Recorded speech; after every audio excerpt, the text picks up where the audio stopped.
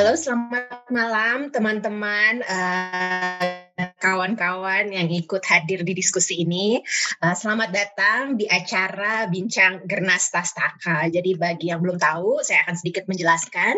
Gernas Tastaka itu singkatannya Gerakan Nasional Pemberantasan Buta Matematika. Intinya kami fokus pada peningkatan kualitas pendidikan matematika khususnya untuk level sekolah dasar ya, dengan cara mengadakan kegiatan peningkatan kapasitas untuk guru, untuk orang tua, dan juga mahasiswa-mahasiswa yang berkuliah di bidang PGSD maupun pendidikan matematika. Jadi ini berupa gerakan dan diskusi hari ini adalah salah satu kegiatan kami untuk meramaikan proses gerakan ini. Perkenalkan, nama saya Dita Putih Saraswati. Saya ditemani oleh Bu Siti Andriani dan Bu Diana Tata Miharja. Semuanya adalah penggerak Gernas Tastaka. Saya sendiri adalah ketua tim dan Ibu Siti Andriani merupakan koordinator untuk Gernas Tastaka orang tua, dan Ibu Diana merupakan trainer nasional khususnya untuk guru dan sebagainya. Yang kami semua ini adalah pendidik ya. Kalau saya pendidik di Universitas Keguruan bidang pendidikan matematika. Bu Andri pendidik lepas tapi juga punya latar belakang matematika. Bu Diana adalah guru SD dan juga koordinator kurikulum di tingkat di sekolahnya. Dan perkenalan dari saya. Saya akan share sedikit kenapa kita mengadakan acara hari ini. Jadi bagi yang sudah tahu, mungkin tahu bahwa Gernas Tastaka sering mengadakan training of trainers untuk melatih calon trainer yang akan berbagi lagi tentang apapun yang dipelajari di Gernas Tastaka, baik kepada guru, orang tua, ataupun mahasiswa lainnya. Kegiatannya cukup padat, 6 pertemuan, masing-masing 4-6 jam, ada juga yang 2 jam. Tapi kami merasa apapun yang kami lakukan selama itu sebenarnya hanya hal-hal yang esensial, dan kami ingin sekali membahas hal-hal yang sedikit lebih detail gitu ya. Jadi biasanya kami mengajarkan hal-hal yang bisa diterapkan di lintas topik matematika di sekolah dasar ataupun lintas kelas khususnya di tingkat sekolah dasar. Jadi kami waktu itu memetakan topik-topik yang terkait bilangan, karena bilangan itu penting banget ya di matematika, dan ada berapa ya, lebih dari 70-an ya, hampir 81 subtopik terkait bilangan. Dan kami waktu itu kepikir, pengen deh kita bikin bahan untuk guru gitu ya. Jadi kami bikin tim yang membuat buklet Gernas Tastaka khusus tentang nilai tempat. Jadi kami membahas tentang nilai tempat. Itu belum selesai.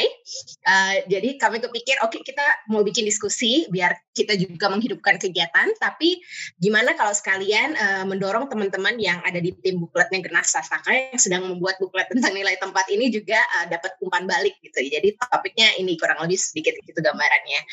Dan kita akan belajar, mudah-mudahan bisa belajar bersama tentang nilai tempat di sini. Itu dulu. Bu Andri atau Bu Diana mau memperkenalkan diri sedikit lagi? Ya. Baik, Kak Di dulu deh. Aku dulu.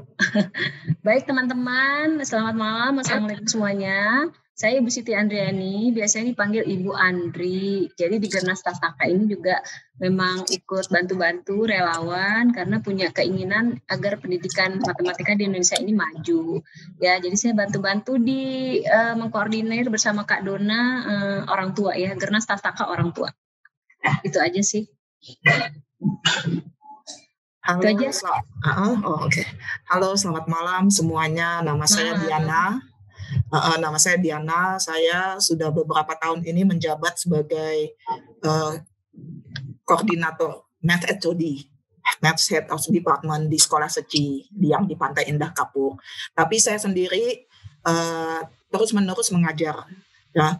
Jadi nggak pernah dilepas itu, dan udah juga pernah mencoba semua level, bahkan dari TK juga, TKA, TKB. Semua kelas 1, 2, 3, 4, 5, 6 sudah pernah dicoba. Jadi nanti saya akan lebih banyak ngobrolnya tentang implementasi. Karena yang berdua ini teori, nanti saya akan Terima kasih banyak Bu Diana ya. Jadi lengkap di sini. model diskusinya akan seperti ini. Kami akan presentasi, tidak panjang-panjang, pendek. Saya sedikit, Bu Andri sedikit, Bu Diana juga akan mempresentasikan gagasannya. Dan setelahnya kita akan berdiskusi ya. Jadi teman-teman boleh ikut nimbrung, boleh memberikan masukan, dan sebagainya. Saya akan mulai dengan sharing, share screen sebentar. Oke. Oke, apakah sudah terlihat? Sudah. Sudah. Oke, ini. Oke. Sorry, ada ininya sedikit. Oke, hari ini kalau saya akan share sedikit tentang apa ya tujuan dari belajar nilai tempat, khususnya di tingkat sekolah dasar. Saya mau menyampaikan bahwa diskusi kali ini, yang saya sampaikan ini tidak mewakili diri saya sendiri, karena ini dibuat berdasarkan diskusi yang dibuat oleh teman-teman yang berada di dalam tim Buklet Gernas Sastaka yang sedang membuat buklet tentang nilai tempat. Jadi yang saya share ini sebenarnya hasil pemikiran bersama. Saya kasih sedikit sekilas informasi. Sebentar. Ini. Oke. Tim Buklet Gernas Sastaka sebenarnya mulai bekerja sejak 18 Juli 2020. Sempat agak tertunda jadi belum selesai karya kami.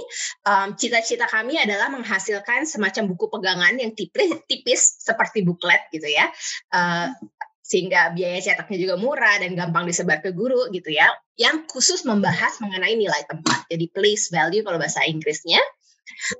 Kenapa nilai tempat? Karena nilai tempat ini adalah subtopik bilangan yang sangat-sangat mendasar gitu ya, dan berhubungan dengan berbagai topik matematika lainnya gitu ya, khususnya saat kita berbicara mengenai bilangan. Bukletnya sendiri masih dalam proses penyelesaian dan diharapkan diskusi ini menjadi pemantik bagi tim untuk segera menyelesaikan karya ini. Yang didiskusikan di sini merupakan hasil diskusi tim kami, jadi bukan saya sebagai individu, dan belum juga merupakan pemikiran final. Sehingga kalau teman-teman nanti ada masukan, kami sangat terbuka terhadap apapun masukan yang kira-kira bisa jadi masukan buat kami. Dan yang dibahas di sini nanti berlaku untuk SD secara umum. Jadi tidak ditentukan berdasarkan kelas. Jadi kami berpikir apa sih yang paling esensi ketika kita berbicara mengenai nilai tempat. Oke. Bentar saya ini.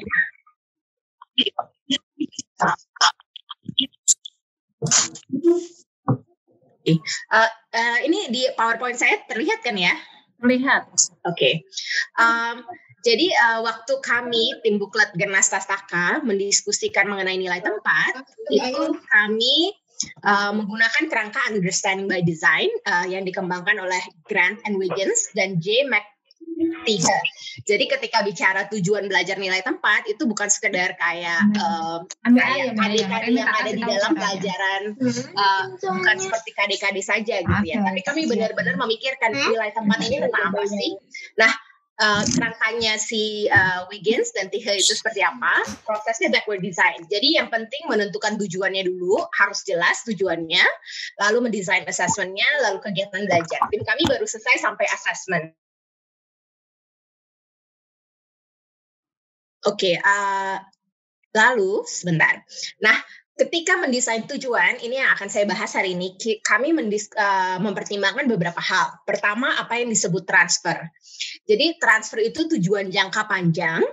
Jadi misalnya kita lagi belajar tentang nilai tempat nih, apa yang bisa dipelajari tentang nilai tempat yang bisa kita terapkan baik di bidang lain, ataupun misalnya di dalam kita sangkutkan dengan misalnya kehidupan sehari-hari dan sebagainya.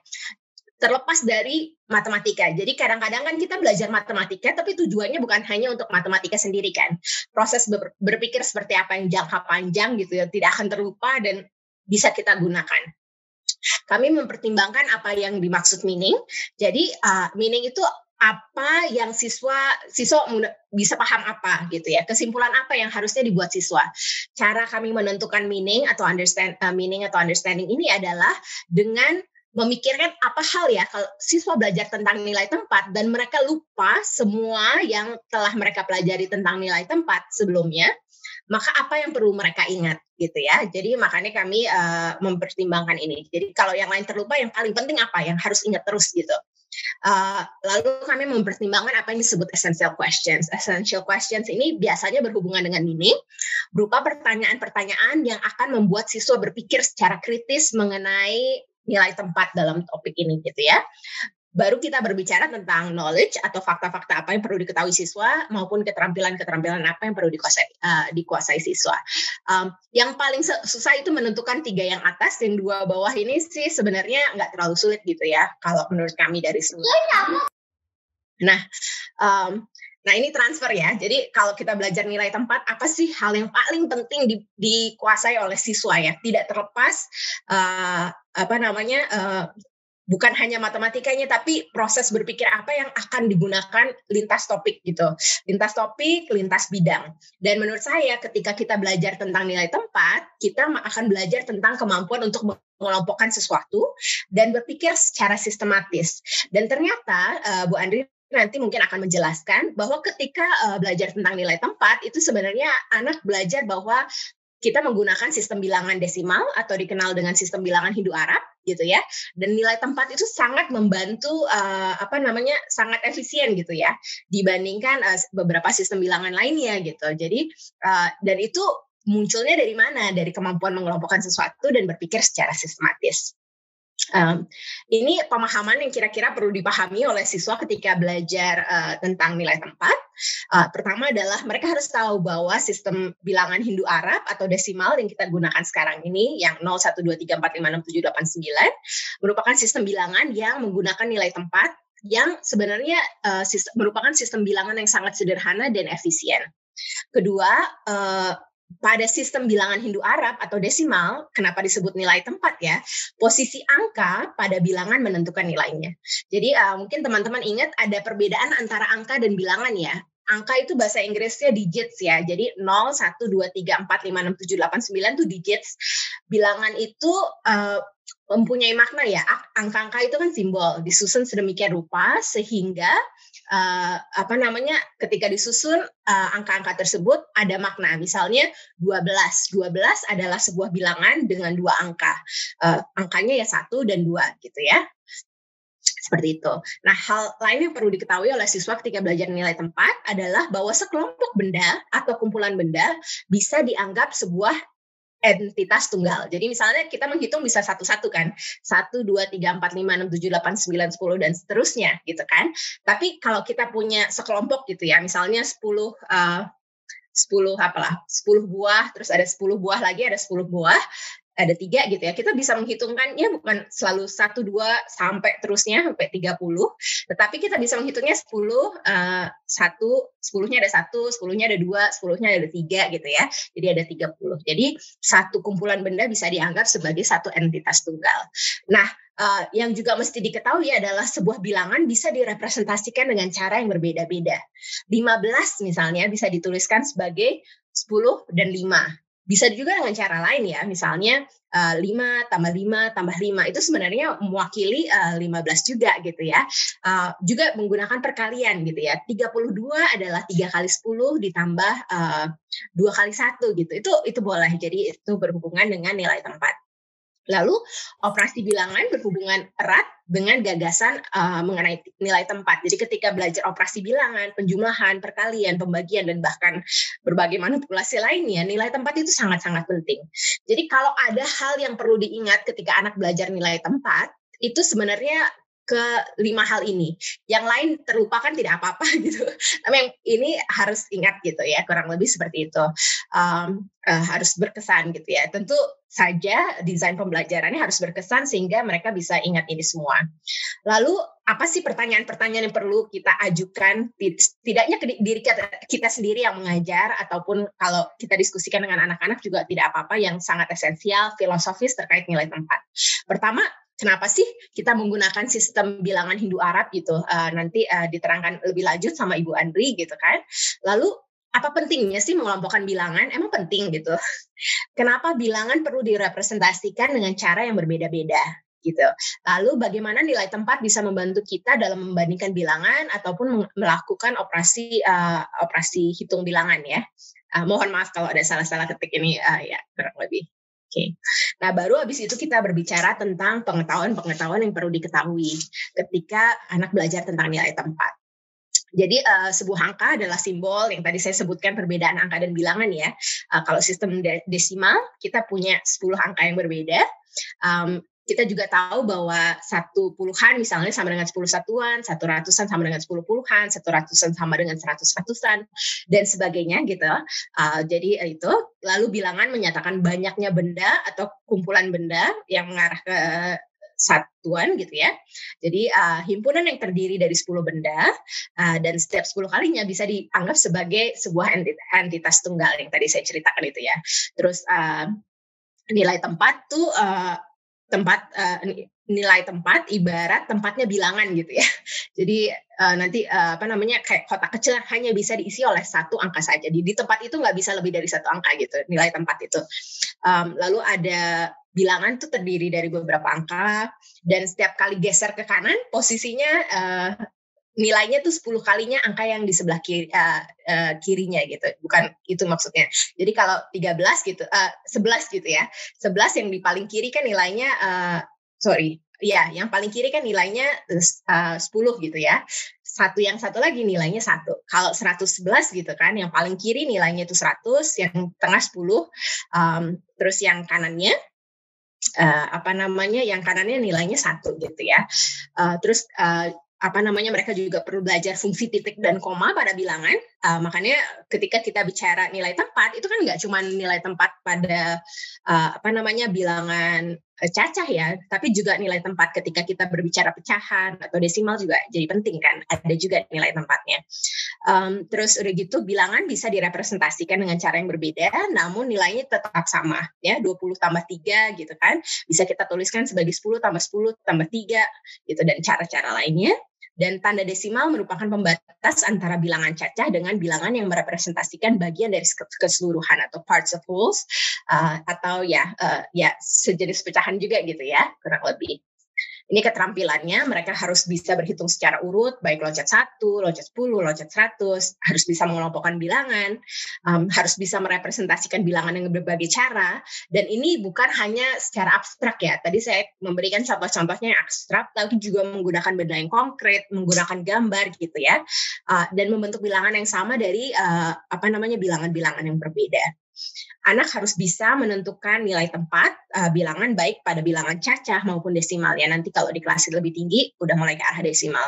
Mereka bisa mengurutkan dan membandingkan bilangan yang satu dengan yang lainnya.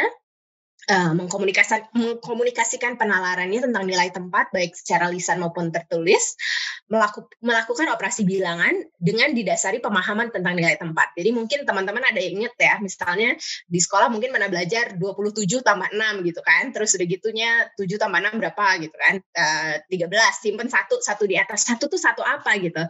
Kalau nggak ada pemahaman mengenai nilai tempat, ketika mereka melakukan itu hanya kayak namanya mekanis gitu ya. Jadi mereka nggak tahu kenapa ada satu di atas itu gitu. Nilai tempat membantu kita memahami itu.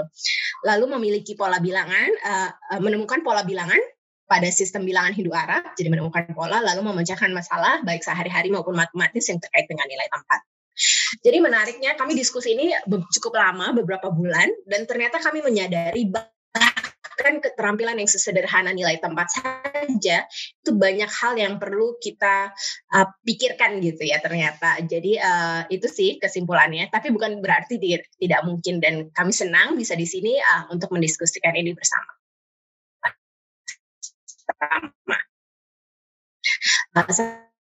Saya mau berterima kasih dulu. Saya ada guru dari berbagai daerah di Indonesia.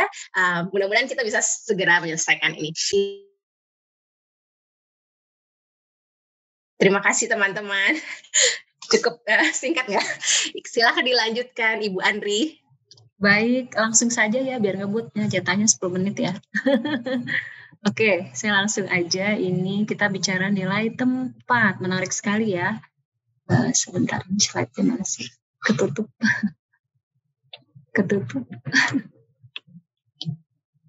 Oke. Dulu kalau ditanya apa sih nilai tempat? Kalau dulu tuh saya mikirnya kalau orang ngomongin nilai tempat itu ya pokoknya ratusan, puluhan, satuan. Jadi seperti di kotak sebelah kiri ini 738 ya, 8 satuan, bla bla bla bla bla bla. Angkanya ini bla bla bla bla bla bla. Dan dulu waktu saya kelas 6 SD itu saya belajar yang namanya basis. Ketahuan banget ya umurnya ya, kurikulum jadul. Kelas 6 itu belajar basis, dan basis itu kayak gini nih, basis 2 misalnya. Jadi angka paling belakang 2 pangkat 0, kemudian 2 pangkat 1 dan seterusnya. Saya waktu itu nggak menghubungkan antara nilai tempat dengan basis ini. Padahal ternyata sebenarnya ada koneksinya.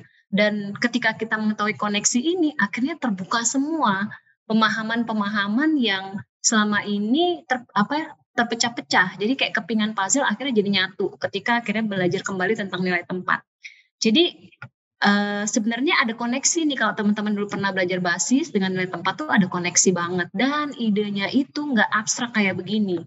Jadi idenya itu sangat sederhana, sesuai dengan tagline Gernas. Sebelum bicara nilai tempat, jadi nilai tempat ini kaitannya adalah sebenarnya bicara bilangan, bicara sistem bilangan dan sistem bilangan. Kalau kita bicara bilangan itu berbeda dengan angka. Tadi Mbak Putih udah bilang nih, apa itu bilangan dan apa itu angka. Ini saya beri gambaran sedikit. Jadi kalau bilangan itu adalah sesuatu untuk menyatakan kuantitas. Kuantitas itu kayak banyaknya. Menyatakan urutan ataupun nilai harga. Dapat nilai 100, harganya 3.000 ya, itu dinyatakan dengan bilangan. Sedangkan angka itu sebenarnya, angka itu adalah gambar. Angka itu gambar untuk bilangan. Makanya dibilang simbol untuk penyatakan bilangan. Jadi ngomongin angka sebenarnya ngomongin gambar ya. Jadi pertanyaan mana yang lebih besar? Kalau kita dalam konteks bilangan, maka bilangan 2 itu lebih besar daripada bilangan 1. Tapi kalau kita dalam konteks angka 1 di sini lebih besar dari angka 2. Makanya ini pernah ada pertanyaan nih, anak kelas 1, mana yang lebih besar? Dalam konteks apa bicara? Anak kecil kan ngelihat gambar, bukan memaknai sebagai bilangan. Dia melihatnya sebagai gambar. Mana yang lebih besar? Dia bisa jadi menjawab angka 1 gitu. Angka 1 nih yang lebih besar karena gambarnya lebih besar. Jadi angka itu sebenarnya gambar ya. Jadi kalau bicara sistem bilangan, tadi bicara bilangan dan angka, sekarang bicara sistem bilangan. Pada mulanya, jadi kalau kita bicara bilangan, orang menyatakan banyak benda itu dengan gambar berupa turus-turus, tapi sebenarnya yang awalnya banget itu adalah mereka menyatakan bilangannya itu belum dengan gambar, tapi korespondensi satu-satu dengan yang ada di dalam tubuh mereka. Jadi angkanya itu satunya itu ada di jari, ini 1 gitu ya, 2, tapi nggak 1, 2. Jadi ketika dia ada 1 ternak, ini dinyatakan dengan ini. Ada 2 ternak dinyatakan dengan ini. Ada 3 ternak dinyatakan dengan ini. Jadi masih menggunakan anggota tubuh, kemudian juga menggunakan benda-benda yang ada di sekitar, pakai batu, pakai pohon dan sebagainya ya. Nah, setelah itu orang berpikir lagi, ada nggak sih cara yang lebih sederhana untuk menyatakan bilangan itu? Nah, mulailah ada tahapan gambar. Dari tahapan konkret tadi bisa dicerna dengan fisik, kemudian orang menggambar. Gambarnya masih pakai apa? Turus. Nah, pada saat itu namanya bukan langsung bilangan, tapi 1, 1, 1, 1, 1, 1. Belum ada angka 0, belum ada ide pengelompokan. Jadi belum ada ide pengelompokan. Orang menghitung ternak itu ketika ngelihat 1 digambar 1, ketika ngelihat yang kedua digambar turusnya 2 kali. Dan belum ada nilai tempat. Kemudian bayangkan apa yang terjadi kalau kita ingin nulis bilangan kayak gini, terus bilangannya tuh lebih dari 100. 1, 1, 1, 1, 1, 1, 1, 1, 1, 1, 1, 1, 1, 1. Duh, kok nggak efisien banget ya? Orang mulai berpikir lagi, ada nggak sih cara untuk menyatakan lebih sederhana lagi? Kemudian, oke, aku punya gagasan nih, setiap 1 ternak atau 2 ternak atau 3 ternak, kita pakai gambar yang beda-beda supaya ketahuan. Jadi kita kalau misalnya mau 100 atau mau 25, nggak perlu ngegambar garis-garis sampai 25, cukup 1 gambar. Jadi di sini pada mulanya ini menyatakan bilangannya ini, gambar ini menyatakan bilangan 1 sampai 30, gambar ini ya. Jadi ini 1, 2, 3, dan seterusnya. Dan ini belum ada ide pengelompokan. Pokoknya kalau 1 tulis gini, oh kalau ngelihat kayak gini berarti 30. Belum ada nilai tempat juga dan belum ada 0. Kenapa sih orang berpikirnya belum ada 0? Karena orang masih mencerna apa yang bisa dia lihat. Belum terpikir atau belum ada kebutuhan untuk menyatakan sesuatu yang tidak ada. Kemudian kesulitan bisa muncul dong dengan menggunakan gagasan sistem bilangan ini. Apa kira-kira? Bayangkan ya, kalau kita mau nulis gitu ya, nulis tambah-tambahan, misalnya 15 tambah sekian, tambah 20, atau 15 tambah 15 sama dengan 30, kita harus mikirin 15 itu yang gimana ya gambarnya, ke 30 itu yang gimana ya gambarnya. Bayangin berapa banyak gambar untuk bilangan yang mesti kita hafal. Pusing kan, terlalu banyak yang mesti kita hafal. Oke, ada nggak sih cara yang lebih sederhana lagi?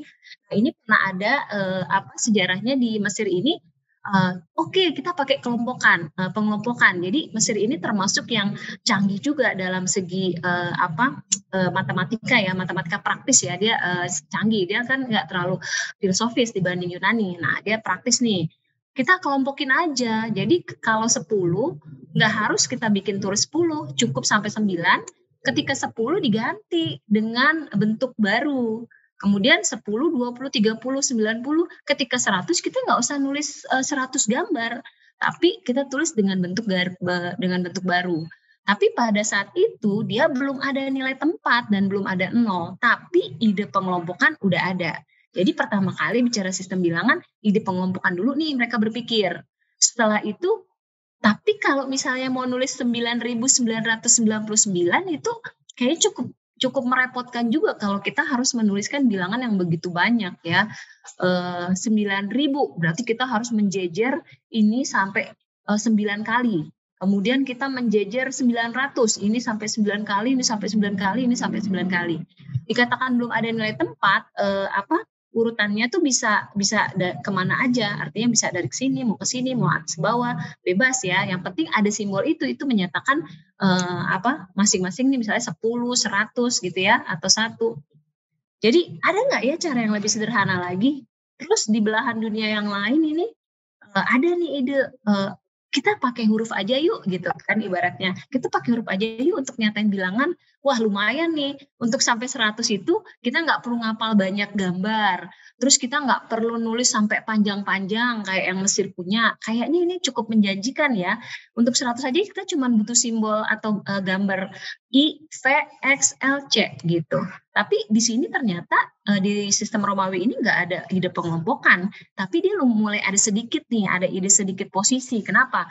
Karena kalau 4, nih kalau kita 4 ini dari 5 di kiri 1, tapi kalau 6 dari 1 adanya di kanan. Jadi cukup ada sedikit, tapi bukan nilai tempat seperti yang ada sekarang. Dan ini belum ada 0. Tapi pada saat ini terus berpikir lagi, aduh ini kenapa ya? Kok gambar tapi gambarnya berupa huruf yang selama ini kita gunakan ya, huruf V, huruf X gitu. XL, kayaknya jadi kacau ini. Gimana kalau kita mau ngalihkan LXX dengan XLVII gitu ya? Gimana caranya? Aduh, terlalu rumit. Akhirnya dari beberapa gagasan sebenarnya ditemukan di suku Maya ini ternyata telah ada ide pengelompokan. Terus sempat juga ada nilai tempat dan ada 0 ternyata. Nah ini ada di dalam buku ini. Ini yang saya garis putih ini adalah lambangnya suku Maya. Nah, dia pengelompokannya tuh 20-20, yang kayak gini tuh 0. Jadi ini 1 nih, yang ini 5. Jadi kalau ini 5 sama 4 nih berarti 9. Yang ini 9, yang ini 4. Ya. Jadi bilangannya kalau kita ngelompokinnya ada 20, gambarnya itu gambar untuk menyatakan 0 sampai 19. Kalau kita ngelompokinnya 10, gambarnya itu 0 sampai 9. Kalau ngelompokinnya 12, gambarnya itu 0 sampai 11. Nah, 0 sampai 11 itu kan sebenarnya juga ada 12 gambar ya, karena kita mulainya dari 0, jadi ada 12 gambar. Jadi nilai tempat ini sebenarnya idenya pengelompokan. Kalau misalnya pengelompokan 2, berarti bendanya dikelompokin 22, gambarnya 0 sama 1. Kalau pengelompokannya 5, berarti gambarnya ada 5, yaitu 0, 1, 2, 3, 4, bendanya dikelompokin 5-5. Nah, yang kita gunakan hari ini sebenarnya adalah ide pengelompokan 10. Yang tadi dibilang Mbak Putih tadi adalah bahwa pengelompokan 10 ini dinamakan juga sistem bilangan Hindu-Arab. Artinya apa? Sebenarnya ada pengaruh zaman dulunya, ada pengaruh dari sistem Hindu, kemudian Arab lebih mempopulerkannya lagi. Makanya kalau kita amati satuan, puluhan, ratusan, ribuannya itu dimulai dituliskan di kanan. Kalau kita nulis pakai bahasa Arab kan nulisnya dari kanan kan?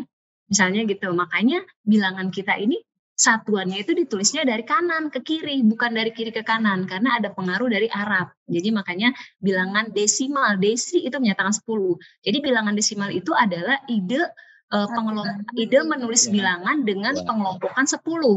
Ya, dan kenapa ditulis dari kanan? Karena ada pengaruh dari Arab gitu. Jadi pada saat ini udah ada 0 dan ada nilai tempat. Kayak gimana sih sebenarnya, belum kebayang dari tadi Bu Andri ngomong kayak gini, aku nggak kebayang. Oke, ini contohnya kayak gini nih. Misalkan ada berapa banyak benda. Ini kalau anak kecil langsung bisa hitung nih. Dia kalau punya kepekaan bilangan langsung, 433 ini adalah berapa? 10 gitu ya. Oke, 10. 10 itu adalah karena kita ngelompokinnya jadi 10. Nih, ya. Jadi ini nih yang dikatakan sebagai sistem bilangan. Cara kita mengelompokkan benda-benda satuan sehingga kita menuliskannya dengan gambar yang paling sederhana. Gambar itu apa? Angka.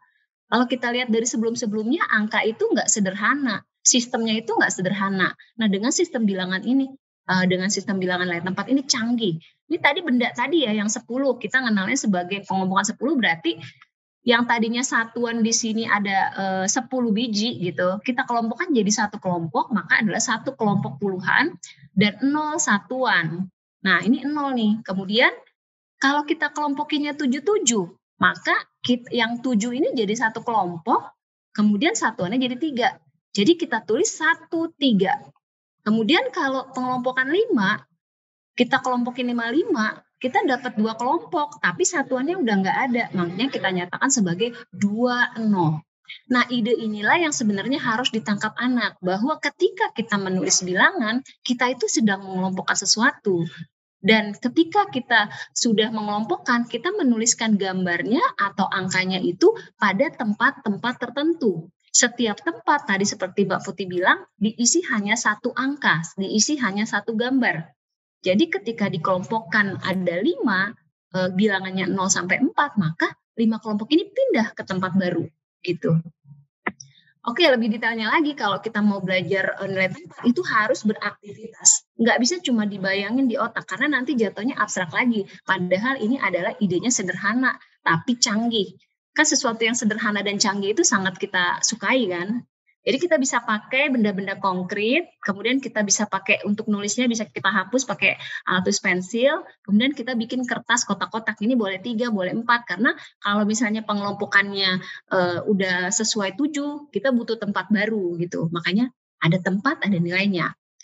Oke, contoh misalnya ini kalau pengelompokan 10 teman-teman udah pasti tahu nih, berapa nih kalau di pengelompokan 10? 5, 5, 5, kepekaan bilang kita langsung ting, 15. 15 itu 1, 5.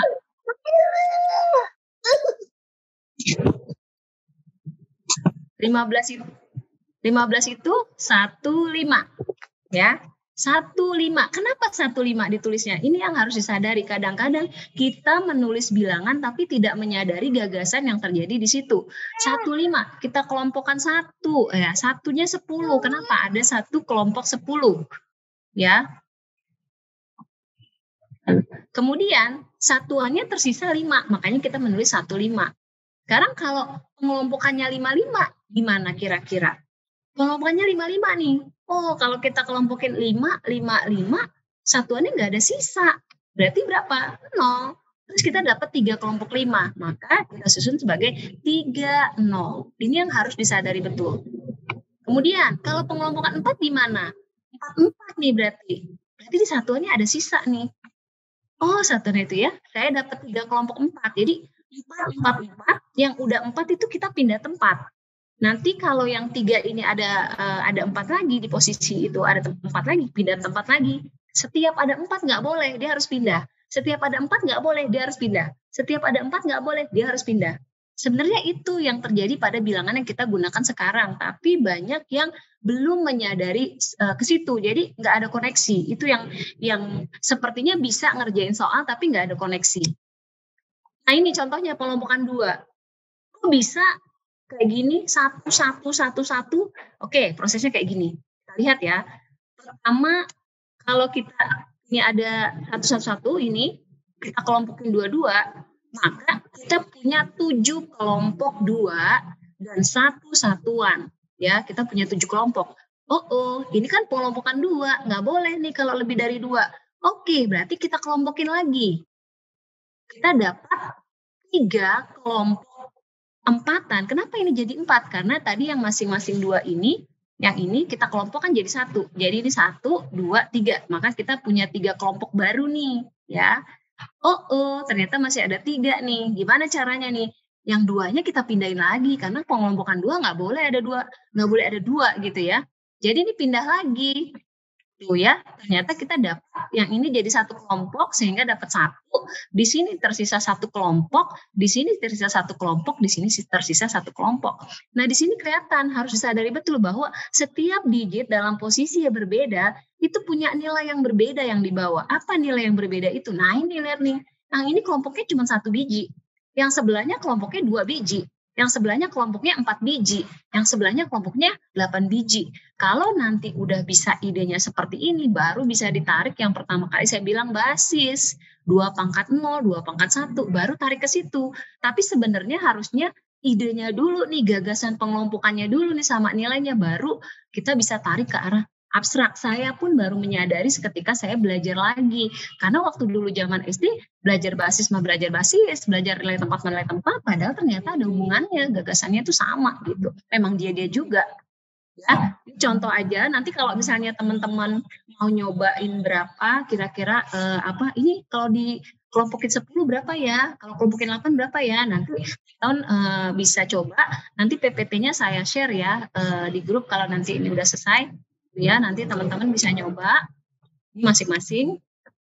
Ya, kenapa nih? 222. Ini ada berapa sih kalau di pengelompokan 10 nih? Nah, langsung nih ke pekaan bilangan main nih. Kalau pengelompokan 10 kan kita udah peka ya, udah intuisinya udah jalan nih. 5, 5, 5, 4, 20. 24 nih. Kalau pengelompokan 3 kok bisa jadi kayak gini? Nah, ini prosesnya. Jadi saya kelompokin 3 nih. Karena ada 24, maka saya punya 8 dong. Nah, karena ada 8 ini udah nggak ada satuan lagi, saya pindahin ke tempat berikutnya. Habis itu, loh, kok ini 8? Kan saya mesti ngelompokin 3.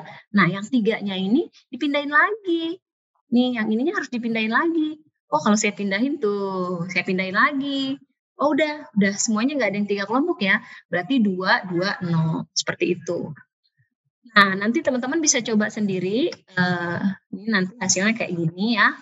Ini saya nanti bisa Nah, yang paling utama lagi tuh dari nilai tempat itu udah ada gagasan 0 loh. Dari mana? Jadi pada mulanya kan sekarang ini nanya 0 itu kosong atau enggak sih? Kok ada yang bilang 0 itu enggak kosong? Kok ada yang bilang 0 itu isi? Kok ada yang bilang 0 itu apa gitu ya? Kalau pada mulanya 0 itu sebenarnya bicara ketiadaan atau kosong. Apa nih di nilai tempat ini? Ketika satuannya enggak ada, dia taruh 0. Nah ya, ketika satuannya enggak ada, dia taruh 0. Ketika nanti misalkan di sini pun nggak ada, kelompoknya kita taruh 0. Pada mulanya seperti itu. Tapi nanti ketika belajar bilangan, kita akan mengkonstruksi bahwa 0 itu bukan bilangan bulat. Kita akan mengkonstruksi bahwa 0 itu tidak selalu kekosongan. Tapi pada mulanya bicara kekosongan. Jadi perdebatan 0 kosong atau enggak tergantung bagaimana sejarahnya atau konteks kita berbicara di waktu yang kapan gitu ya. Pada mulanya sih 0 itu kosong, nggak ada gitu. Tapi kemudian 0 itu menjadi sebuah gagasan yang semakin berkembang untuk kita bisa menarik gagasan baru. Ya itulah sifatnya dari matematik ya, deduktif. Jadi makin pengetahuan baru tuh kita susun dari pengetahuan sebelumnya. Untuk ngajarin nilai tempatnya ini yang harus diingat itu harus dimulai dari gagasan korespondensi satu-satu. Kenapa? Karena secara sejarahnya orang itu nggak langsung bisa ada 1, 2, 3 langsung tulis 3. Orang itu pertama kali itu gagasan dari korespondensi satu-satu. Misalnya apa? Maksudnya gini, 1 spidol ya 1 satuan. 2 krayon 2 satuan. Jadi kita korespondensi satu-satu ngeganti gitu bentuk ini dengan sesuatu yang lain. Pakainya model nih, saya bilang model konkret. 1 Rubik 1 satuan. gitu ya. Kemudian 2 gunting, 2 satuan. Nah, jadi anak-anak itu menyadari betul ada proses di situ, bukan sekedar nulis, ngitung, ada berapa nak jumlahnya 15, hitung, ya udah tulis 15. Nah, bukan seperti itu. Jadi di korespondensinya baru di nyatu ya, ada berapa banyaknya. Nah, ini jadi ada berapa banyak permen dodol ini. Nah, permen dodol ini dikasih sama teman saya nih yang suka ngasih, baik banget nih. Permen dodolnya ada berapa nih? Nah, kita nggak ngitung bilangan dulu pada mulanya, samain satu supaya anak itu menyadari bahwa ada satu benda itu satu model. Nah, pisahin. Oh, jadi banyak dodol ini sama dengan banyak modelnya ya, gitu kan? Baru kita ngajarin, kita kelompokin yuk 10, kelompokin 10. Nah, ketika udah dapat 10, berarti kan kita pindahkan ke tempat yang baru. Habis itu, karena ini satu kelompok untuk memudahkan kita berikutnya, kita kelompokkan ini, kita kasih namanya puluhan. Jadi ada 1 permen atau 11 permen. Jadi dengan begini, satu puluhan itu 10 satuan. Nah, yang ini yang kita udah biasa sering lakukan kan, tapi kadang-kadang kita tetap masih belum menyadari kenapa kita melakukan ini. Nah, jadi dengan menggunakan model konkret bilangan ini, itu nanti tahapan berpikirnya itu kita anak-anak dibawa ke pakai objek fisik, kemudian kita gambar objek fisiknya, habis itu gambarnya disederhanakan lagi, itulah yang dinamakan abstrak. Jadi habis gambar betul-betul mirip aslinya, habis itu gambarnya makin disederhanakan jadi abstrak. Oke, ini demo, tapi ntar aja deh demonya. Penggunaan gagasan nilai tempat itu, kalau teman-teman sadari, mungkin teman-teman udah sering dengar tuh, lusin, gross gitu ya. Kalau, 1 gross tuh 12 lusin. Sebenarnya gagasannya itu gagasan nilai tempat. Satuan gitu kan, 1 kelompok 12, terus ada satu kelompok 12 gitu ya. Ada 12 lusin kan berarti kita kelompokkan menjadi 1 gross. Ini adalah gagasan nilai tempat. Kemudian yang kedua, misalnya kayak gini nih, sering nih. Ayah berangkat pukul 6.45 misalnya, tiba di rumah sore hari pukul 17.12. Berapa lama ayah pergi?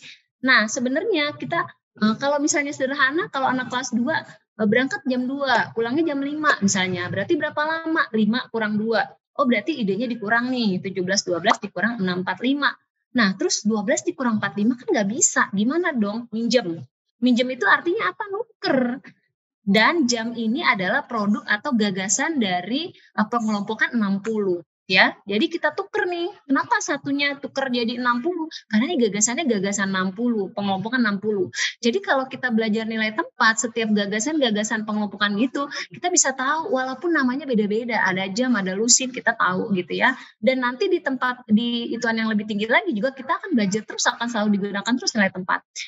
Nah, karena satunya bernilai 60, maka ini menjadi 16 plus 60 nih yang saya pinjam ini. Maka menjadi 72, baru kita kurangkan. Oh, berarti ayah lama perginya tuh 10 jam 27 menit.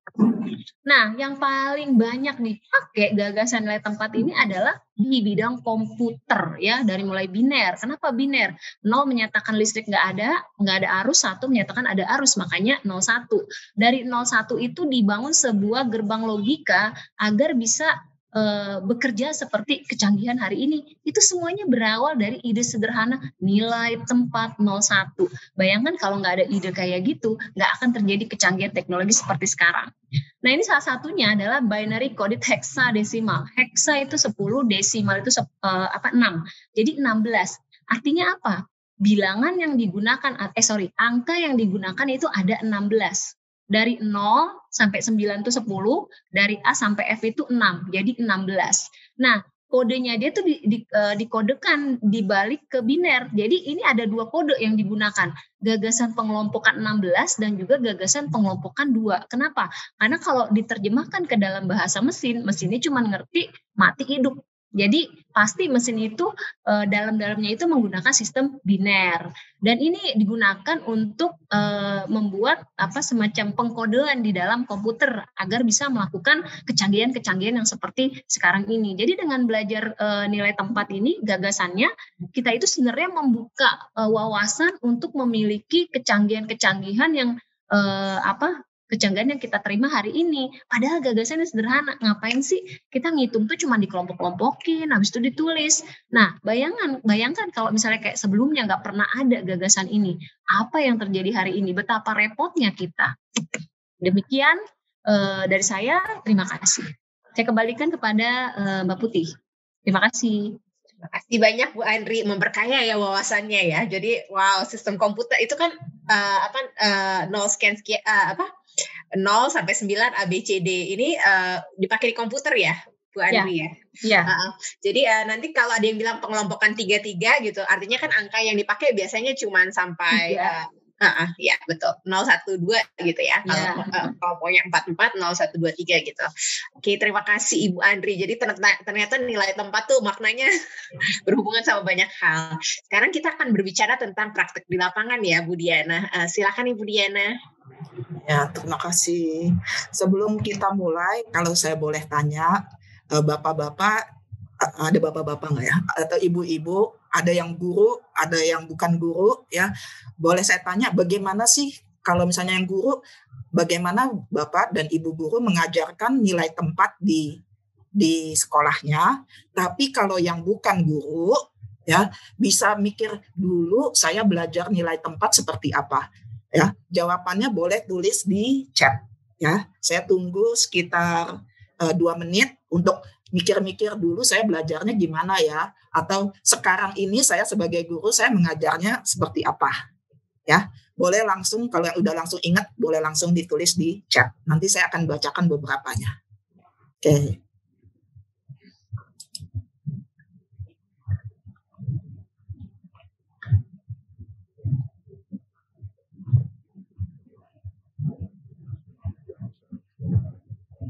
Ya, sudah boleh mulai ditulis kalau misalnya ada. Oh, malah nggak ingat apa yang dulu pernah diajarkan gitu ya. Oh, ada ini dulu ingatnya puluhan, 1 puluhan, 10 satuan, satuan puluhan, ratusan, ribuan. Ya, sama kayak saya ya. Cuma ingatnya ya udah satuan, ratusan, puluhan. Ya. Pakai lidi berarti ada alat peraga dulu diingat itu ya. Panah-panah sama uang-uang. Nanti kita akan bicara ini. Pakai mainan kerang-kerangan buat pembagian puluhan ribuan. Ya, juga ingat kalau misalnya pembagian pakai alat peraga nggak? Kalau saya boleh tanya, perkalian, pembagian kalau udah itu sudah di level-level misalnya udah kelas 4 apa itu masih pakai alat peraga? Ada yang udah menggunakan base 10. Iya. Di manik-manik, number disk, iya. Kalian itu belum itu, ya. Terus ada yang pakai sempoa, ada yang pakai tutup botol. Nanti kita bicarakan apa sih perbedaannya kalau kita menggunakan alat peraga dengan misalnya sempoa dan number disk itu, ya. Dan lantas yang tadi itu base 10 itu, ya. Saya share screen dulu. Dulu belajarnya pakai lidi.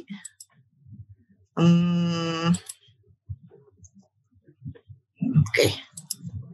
Yang ini kelihatan? Semuanya? Kelihatan? Kelihatan, Bu. Iya. Oke. Tunggu ya.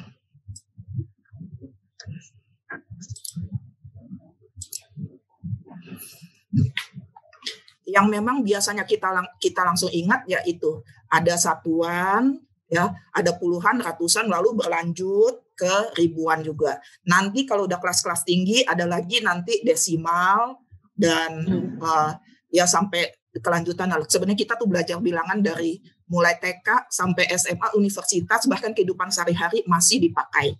Ya, kita sering makanya kalau misalnya anak yang kurang menguasai, misalnya dasarnya ini nilai tempatnya ini, kadang-kadang kalau di supermarket kalau diajak pergi sebentar ya.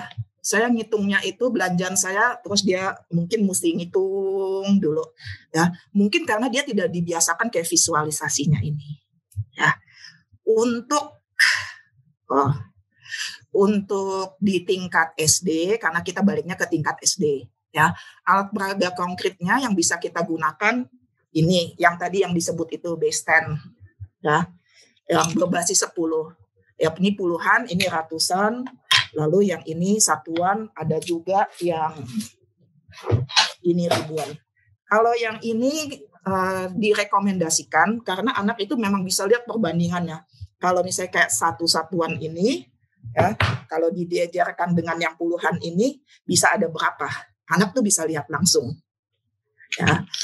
Tapi kalau misalnya memang tidak ada, ya apalagi mungkin ini bisa pakai yang ini. Di sekolah saya juga kadang-kadang kalau angkanya masih kecil-kecil, pakai dengan es krim stick dan diikat 10-10. Anak-anak sendiri yang ikat punya. Ya, ini setiap 10 mereka harus ikat gitu. Kalaupun tidak ada, ya bisa dengan alat peraga lain yang seperti ini, kayak kacang-kacangan, ini butiran kacang yang untuk satuannya, yang ini untuk sepuluhannya, lalu nanti yang 10-10-nya itu nanti digabung jadi ratusan. Pada masa pandemi ini ada juga beberapa yang bagus, yang ini, yang saya selalu pakai ini. Ya, mulai dari kelas 1 mereka sebetulnya belajar dari bingkai 10. Kalau saya klik kira-kira kelihatan nggak ya? Nyambung nggak ya? Ini. Yang ini, bingkai 10. Itu yang mulai. Diana kayaknya mesti share screen. Share screen-nya yang yang mana? Kan kalau di share itu ada share paling kiri biasanya yang seluruh screen-nya. All apa namanya? Saya bantu ya. Oke, Bu. Coba. Tapi aku yang share screen. Yang linknya itu tadi. Yang pertama dulu nih. Saya mulainya dari yang kelas terkecil dulu, terpaksa. Yang dari 10 frame dulu. Urutannya screen. Dari 10 frame, bingkai 10. Nih. Kelihatan nggak? Bu Diana belum stop sharing kayaknya. Oke, dari yang 10 frame dulu, Bu. Ininya 10 ini frame yang kedua. Udah kelihatan belum? Itu yang ini yang 100. Ini yang 100 chart. Jadi yang justru yang kedua. Saya urutannya itu diacak-acak karena sebenarnya ini. Oke, saya yang kedua berarti ya. Yang kedua dulu, yang 10 frame ya. Ya. Dari kelas 1 belajarnya dasarnya dari 10 dulu. Ini kelihatan nggak? Ya, kelihatan.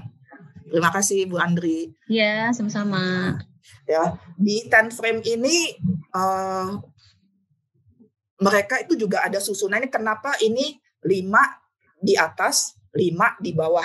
Itu juga ada sejarahnya. Nanti Bu Andri bisa melengkapi ya kalau misalnya itu. Itu sebenarnya juga represent tangan kita. Ya, tangan kita ini. Ini 5 jarinya di sini, 5 jarinya di sini. Ya, kenapa nggak 10 langsung? Itu ya karena itu katanya. Yang saya baca itu seperti itu. Nah dari sini nanti mereka jadi kayak belajar pengelompokan kayak dengan benchmarknya nilai 10. Kayak berapa yang bisa menjadikan 10, 2 sama berapa, 1 sama apa. Nanti bahkan angka yang double lah, yang apalah. Ini semuanya dari 10 frame ini bisa belajar kira-kira sebulan lah ini belajar ini. Kalau itu. Oke, terus yang kedua justru yang paling atasnya Bu, 100 chart. Ya, yang ini. Ya, ini sebetulnya ada 2 macam, tapi buat saya baca sih sebenarnya perbedaannya. Ada yang dimulainya dari 0, ada yang dimulainya dari 1. Ya, itunya. Ini mungkin malah Miss Putih. Selalu diajarkan dan mulai. Ini tergantung sekolahnya sebetulnya Bu. Kalau saya insist, saya minta sama guru-guru saya belajar dari sini. Ya, ini terus lantas dia tuh, nah kira-kira kan udah ditampilkan angka ini. Angka yang kosong-kosongnya itu harap diisi. Nanti ditanya. Lantas dia tuh juga ditanya, dari mana itunya. Dan bukan cuma jawabannya saja sebetulnya. Misalnya kalau tadi Ibu Andri menunjukkan yang 37 itu ya.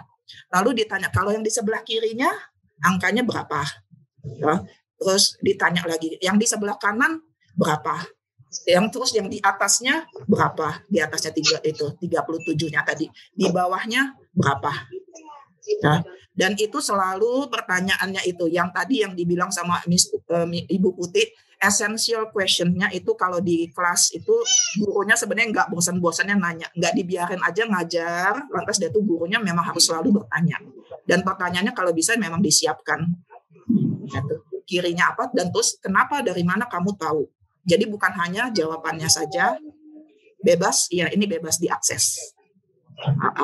Ini karena masa pandemi, jadi kita lebih banyak belajar ini yang yang dari virtual ini. Sebetulnya di sekolah sih ada yang 100 chart yang benar-benar konkretnya. Ini jadi sebenarnya semi konkret.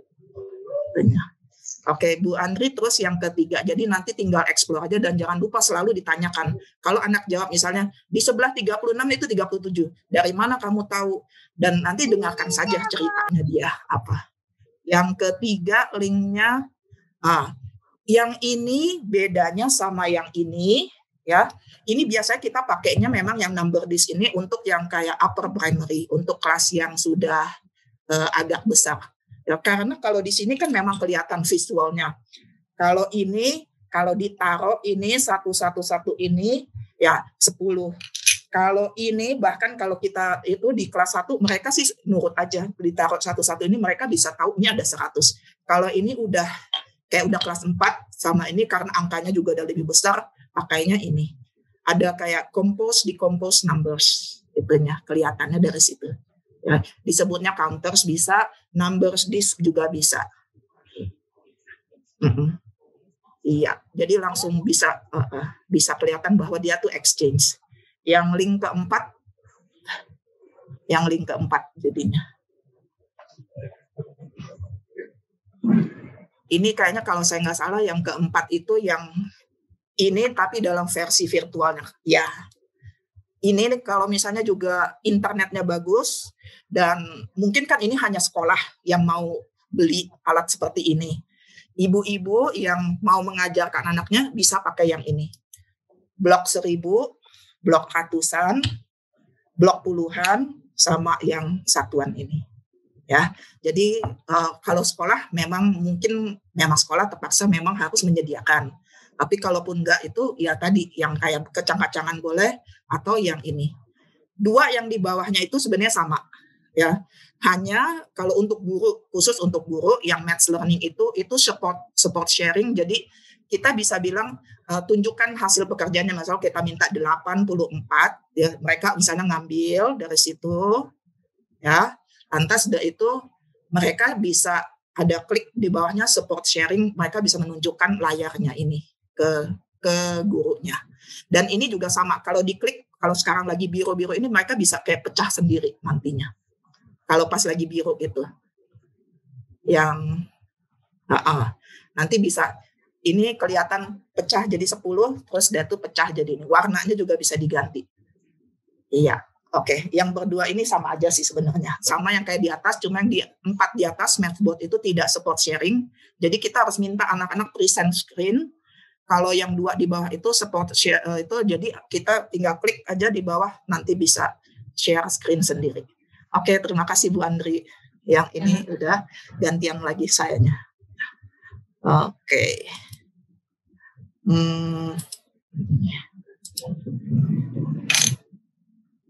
Yang ini udah kelihatan semuanya. Udah ya. Oke, berikutnya. Ini juga kalau misalnya cara mengajarkan pola bilangan. Kalau yang tadi kan tunjukkan show me 84, 25. Ya tinggal ambil misalnya 20-an, terus dia tuh 5 satuan.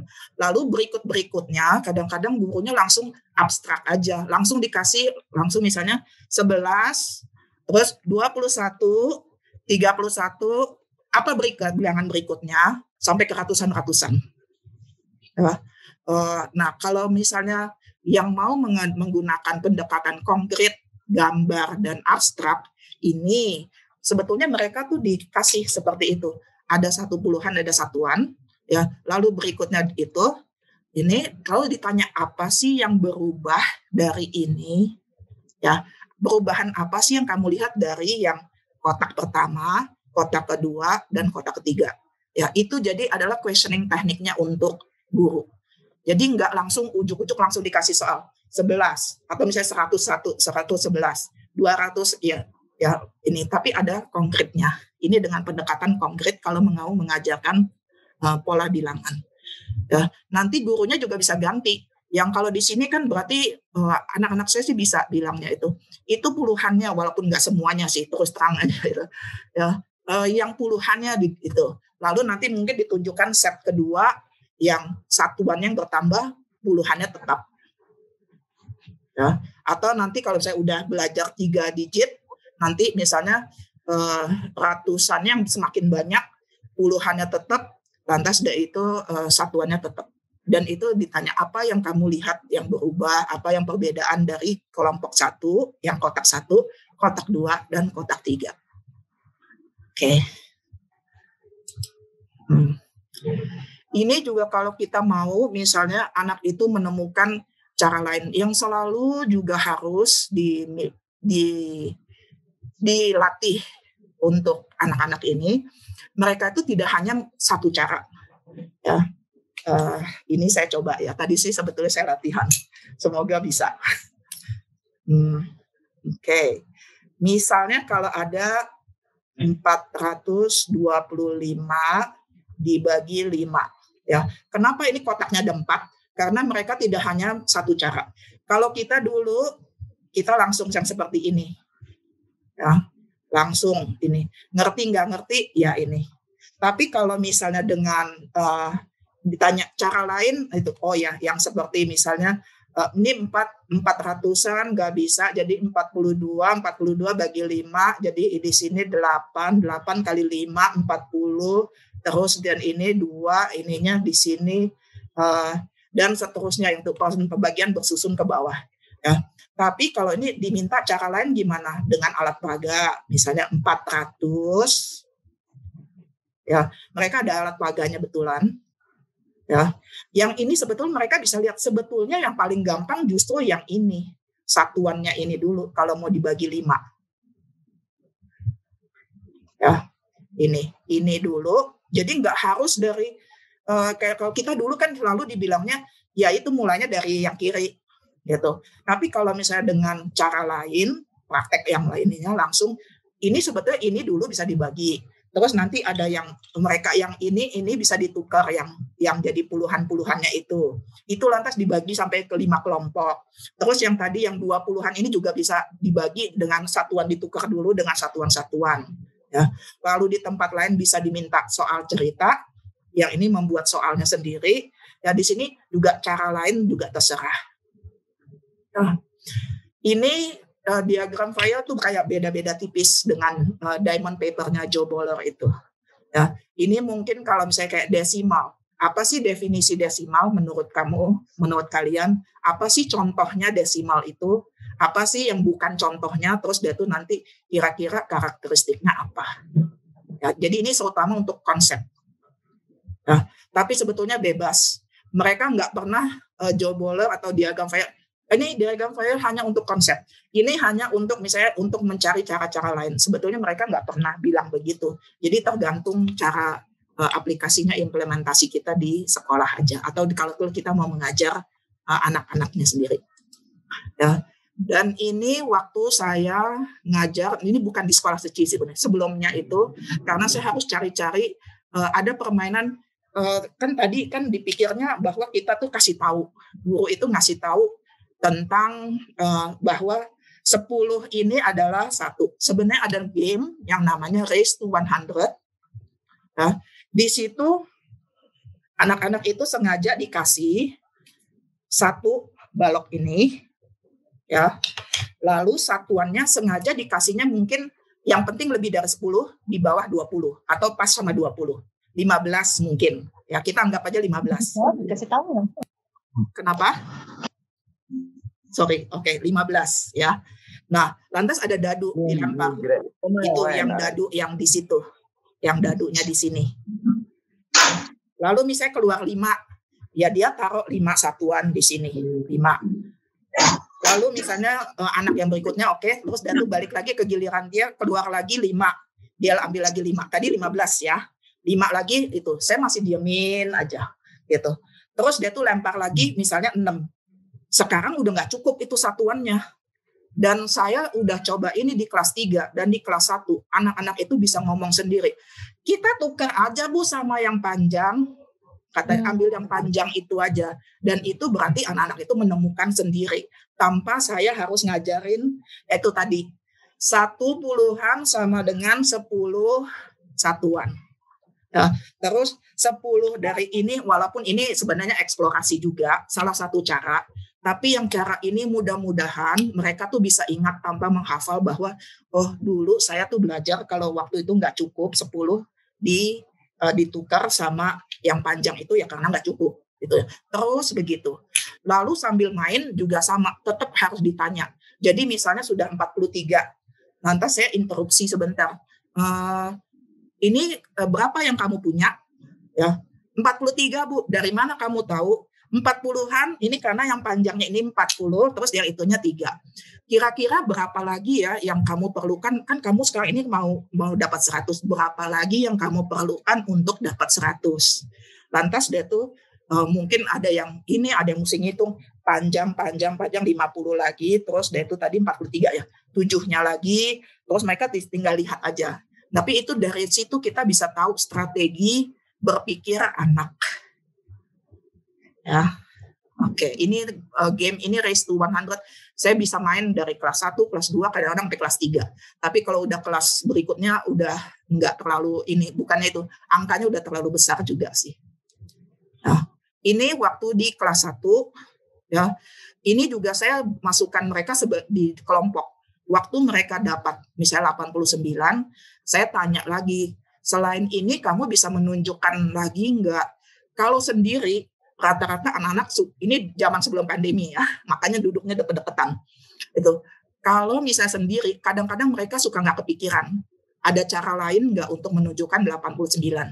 Tapi kalau beramai-ramai, biasanya sih ada aja satu yang bilang, tambahin aja itunya, lantas dia tuh ini ditukar karena mereka tadi udah main yang Race to 100 sebelumnya itu. Ya, gitu. Jadi ini semua yang proses anak itu menemukan sendiri tanpa kayak gurunya harus kasih tahu 10 satuan ditukar ke ini. Ya. Oke. Ada buku cerita dan ini saya harus berterima kasih juga ke guru-guru kelas 1 saya. Ya, dan tetapi sayangnya saya tidak menemukan buku cerita ini di dalam bahasa Indonesia. Ya, ini ada 3 tikus, ya, namanya Wansi, terus Tenor, terus dia tuh 100. Wansi rumahnya paling kecil, ya, Tenor rumahnya sedang-sedang, ya, 100 rumahnya paling gede. Ya, dan masing-masing punya kesukaan sama keju, semuanya suka keju. Ya, mereka itu ada alat yang namanya las keju. Las keju itu bisa buat nempelin kejunya yang kubus-kubus seperti ini. Ya, ada juga cheese cutter, bisa untuk potong-potong keju. Ya, jadi menurut ceritanya ini, suatu hari Wansi ini dapat 12 kubus yang kecil-kecil ini. Ya, lantas dia tuh Wansi bingung. Rumahnya nggak muat itunya dia, dan dia cuma maunya satu-satuan ini. Jadi dia ambillah lasnya itu, las kejunya itu, dia las lah saat itunya. Jadi yang seperti ini. Lalu dia berbagi sama si Tenor. Itu kalau cerita awalnya itu. Lalu si Tenor ini lama-lama rumahnya jadi penuh. Yang panjang-panjang ini. Dia sudah punya 14. Dia ambil lagi yang lasnya itu, dia las gabung jadi satu, jadi seperti ini. Dia kasih ke 100. Gitu. Jadi ini juga konsep regrouping salah satu cara. Kalau misalnya memang tidak bisa bermain dengan Race to 100, paling enggak ini juga anak-anak bisa sambil ditanya, kenapa ya dia mesti ini. Terus dia tuh, mereka anak-anak kelas 1-nya tuh senang karena ada lasnya, ada cheese cutternya, terus mereka suka keju juga sih sebetulnya. Nah, dan ini juga buku, dan ini semuanya ini kita juga nggak punya bukunya, sebenarnya kita semua download dari YouTube atau lihat aja, tapi yang intinya adalah pemakaiannya kan ini. Ini menghitung basis 10. Pertama sekakinya jarinya berapa? 10. Lalu itu ada 2 orang berarti 20. Lalu 3 orang jadi berapa? 30. Dan seterusnya sampai 100. Iya, jadi itu adalah implementasi atau kayak cara-cara pengajaran di sekolah. Ya, dan saya sekarang kembalikan, kalau misalnya ada pertanyaan silakan, itu saya kembalikan ke Ibu Putih dan Ibu Andri. Ibu Diana, terima kasih banyak ya. Aduh, kok saya nggak ada videonya. Ibu Diana, terima kasih banyak, sharingnya menarik sekali ya, bagus banget. Belajar banyak di situ, dan buat tim bukletnya Gernastas Staka sendiri, kayaknya kita akan banyak ambil ide-idenya Bu Diana juga nanti untuk dituliskan. Oke. Itu ditanya buku yang cheese-nya tadi, serinya Good Neighbors Math. Dia ada 3. Jadi yang di last itu yang edition nantinya. Terus saya share boleh? Saya share itu PPT-nya aja ya. Taruh di sini nggak apa-apa? Boleh. Itu ada di YouTube kan ya, biasanya suka dibacain kan di YouTube ya. Iya, jadi betul. bisa cari di YouTube.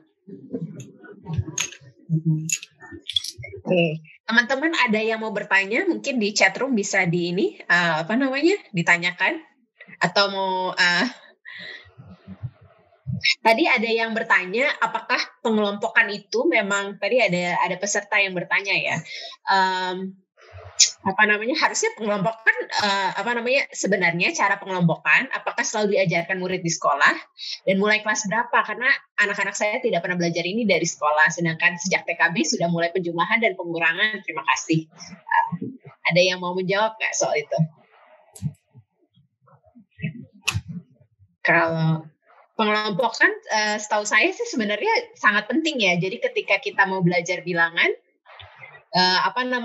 pengelompokan tuh khususnya sangat penting. Jadi ada namanya pre-numeracy skills ya. Salah satunya setahu saya adalah melakukan proses-proses pengelompokannya.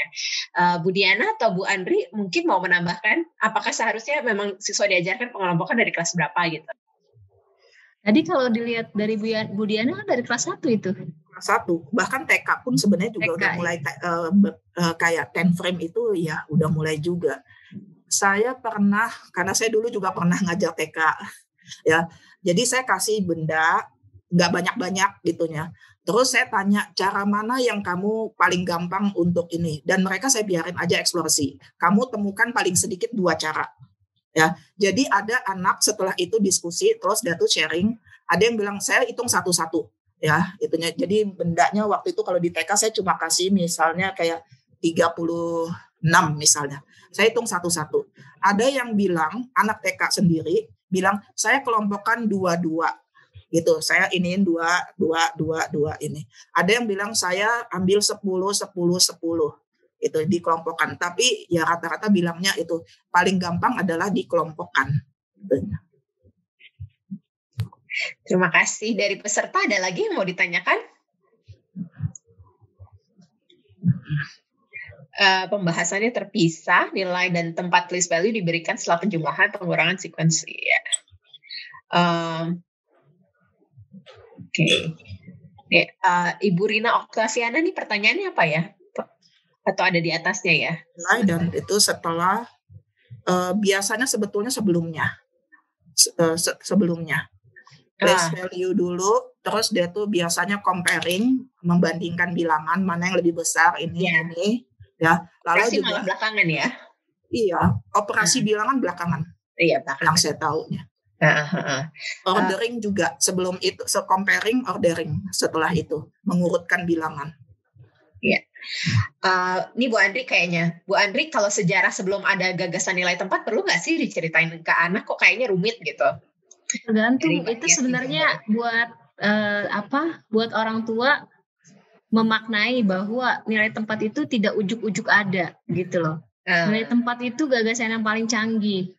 Karena awalnya orang nggak mikir nilai tempat, mikirnya satu gambar tapi bisa ditulis 100 kali. Kan gimana?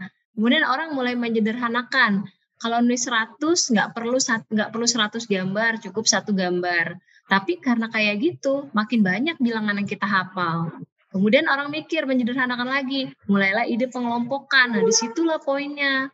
Pengelompokan terjadi, kemudian dari pengelompokan itu ada yang belum ada nilai tempat, kemudian ada nilai tempat. Nah, nilai tempat inilah paling canggih. Karena di situ juga ada gagasan 0. Jadi itu buat kita aja supaya ini nggak ujuk-ujuk loh. Kalau suatu saat anak itu bertanya, kita punya pengetahuan yang lebih, kita bisa kaitkan jawaban itu ke pengetahuan kita. Jadi semakin banyak kita memahami atau memaknai pertanyaan-pertanyaan anak yang kadang-kadang sederhana itu bisa kita jawab gitu. Ada cerita yang menarik Bu Andri. Jadi ada teman di tempat sekolahnya itu emang buat anak-anak yang lebih besar gitu. Anaknya diminta menciptakan bilangan sendiri dengan sistemnya sendiri. Terus mereka bikin pameran gitu, pameran bilangan yang mereka ciptakan sendiri gitu. Sistemnya macam-macam dan dari situ juga mereka ngambil kesimpulan, oh ternyata sistem bilangan yang selama kita gunakan selama ini tuh efektif banget gitu. Bisa digunakan, bayangkan ya, dengan satu angka aja gitu ya, satu gitu ya, banyak banget bilangan yang bisa kita buat kan, 111 gitu, 11 bisa membuat 1,11 gitu, artinya beda banget cuman karena ada nilai tempat gitu ya. Jadi itu sesuatu yang cukup menarik sih, seperti itu. Ya itu kan ada pertanyaan di atas itu. Jadi bedanya misalnya sempoa dan number disk itu sebetulnya nggak ada proporsinya. Kalau ini kelihatan proporsinya. Proporsi itu bahwa ini adalah 10 dari ini. Tapi kalau sempoa sebenarnya karena biji-biji aja, ya walaupun itu cocoknya sebetulnya kalau anak itu sudah bisa berpikir agak abstrak sedikit. Nah, jadi tapi itu kayak itu jadi seperti menghafal sebetulnya bahwa kalau misalnya udah geser ke sini, saya jadi ini juga nggak tahu ya, bahwa geser ke sini ini sebenarnya sudah puluhan, misalnya udah geser ke sini ini adalah ratusan, seperti itu. Lebih baik mulai dari konkret ya, dari yang seperti ini. Lalu yang ini 10 frame sama itu sudah memenuhi konkret di CPA. Ini karena pandemi, makanya saya kasihnya link. Tapi guru-guru kelas 1 saya minta anak-anak yang punya printer dikasih itunya. Lalu mereka ambil kayak 10 benda kecil. Itu.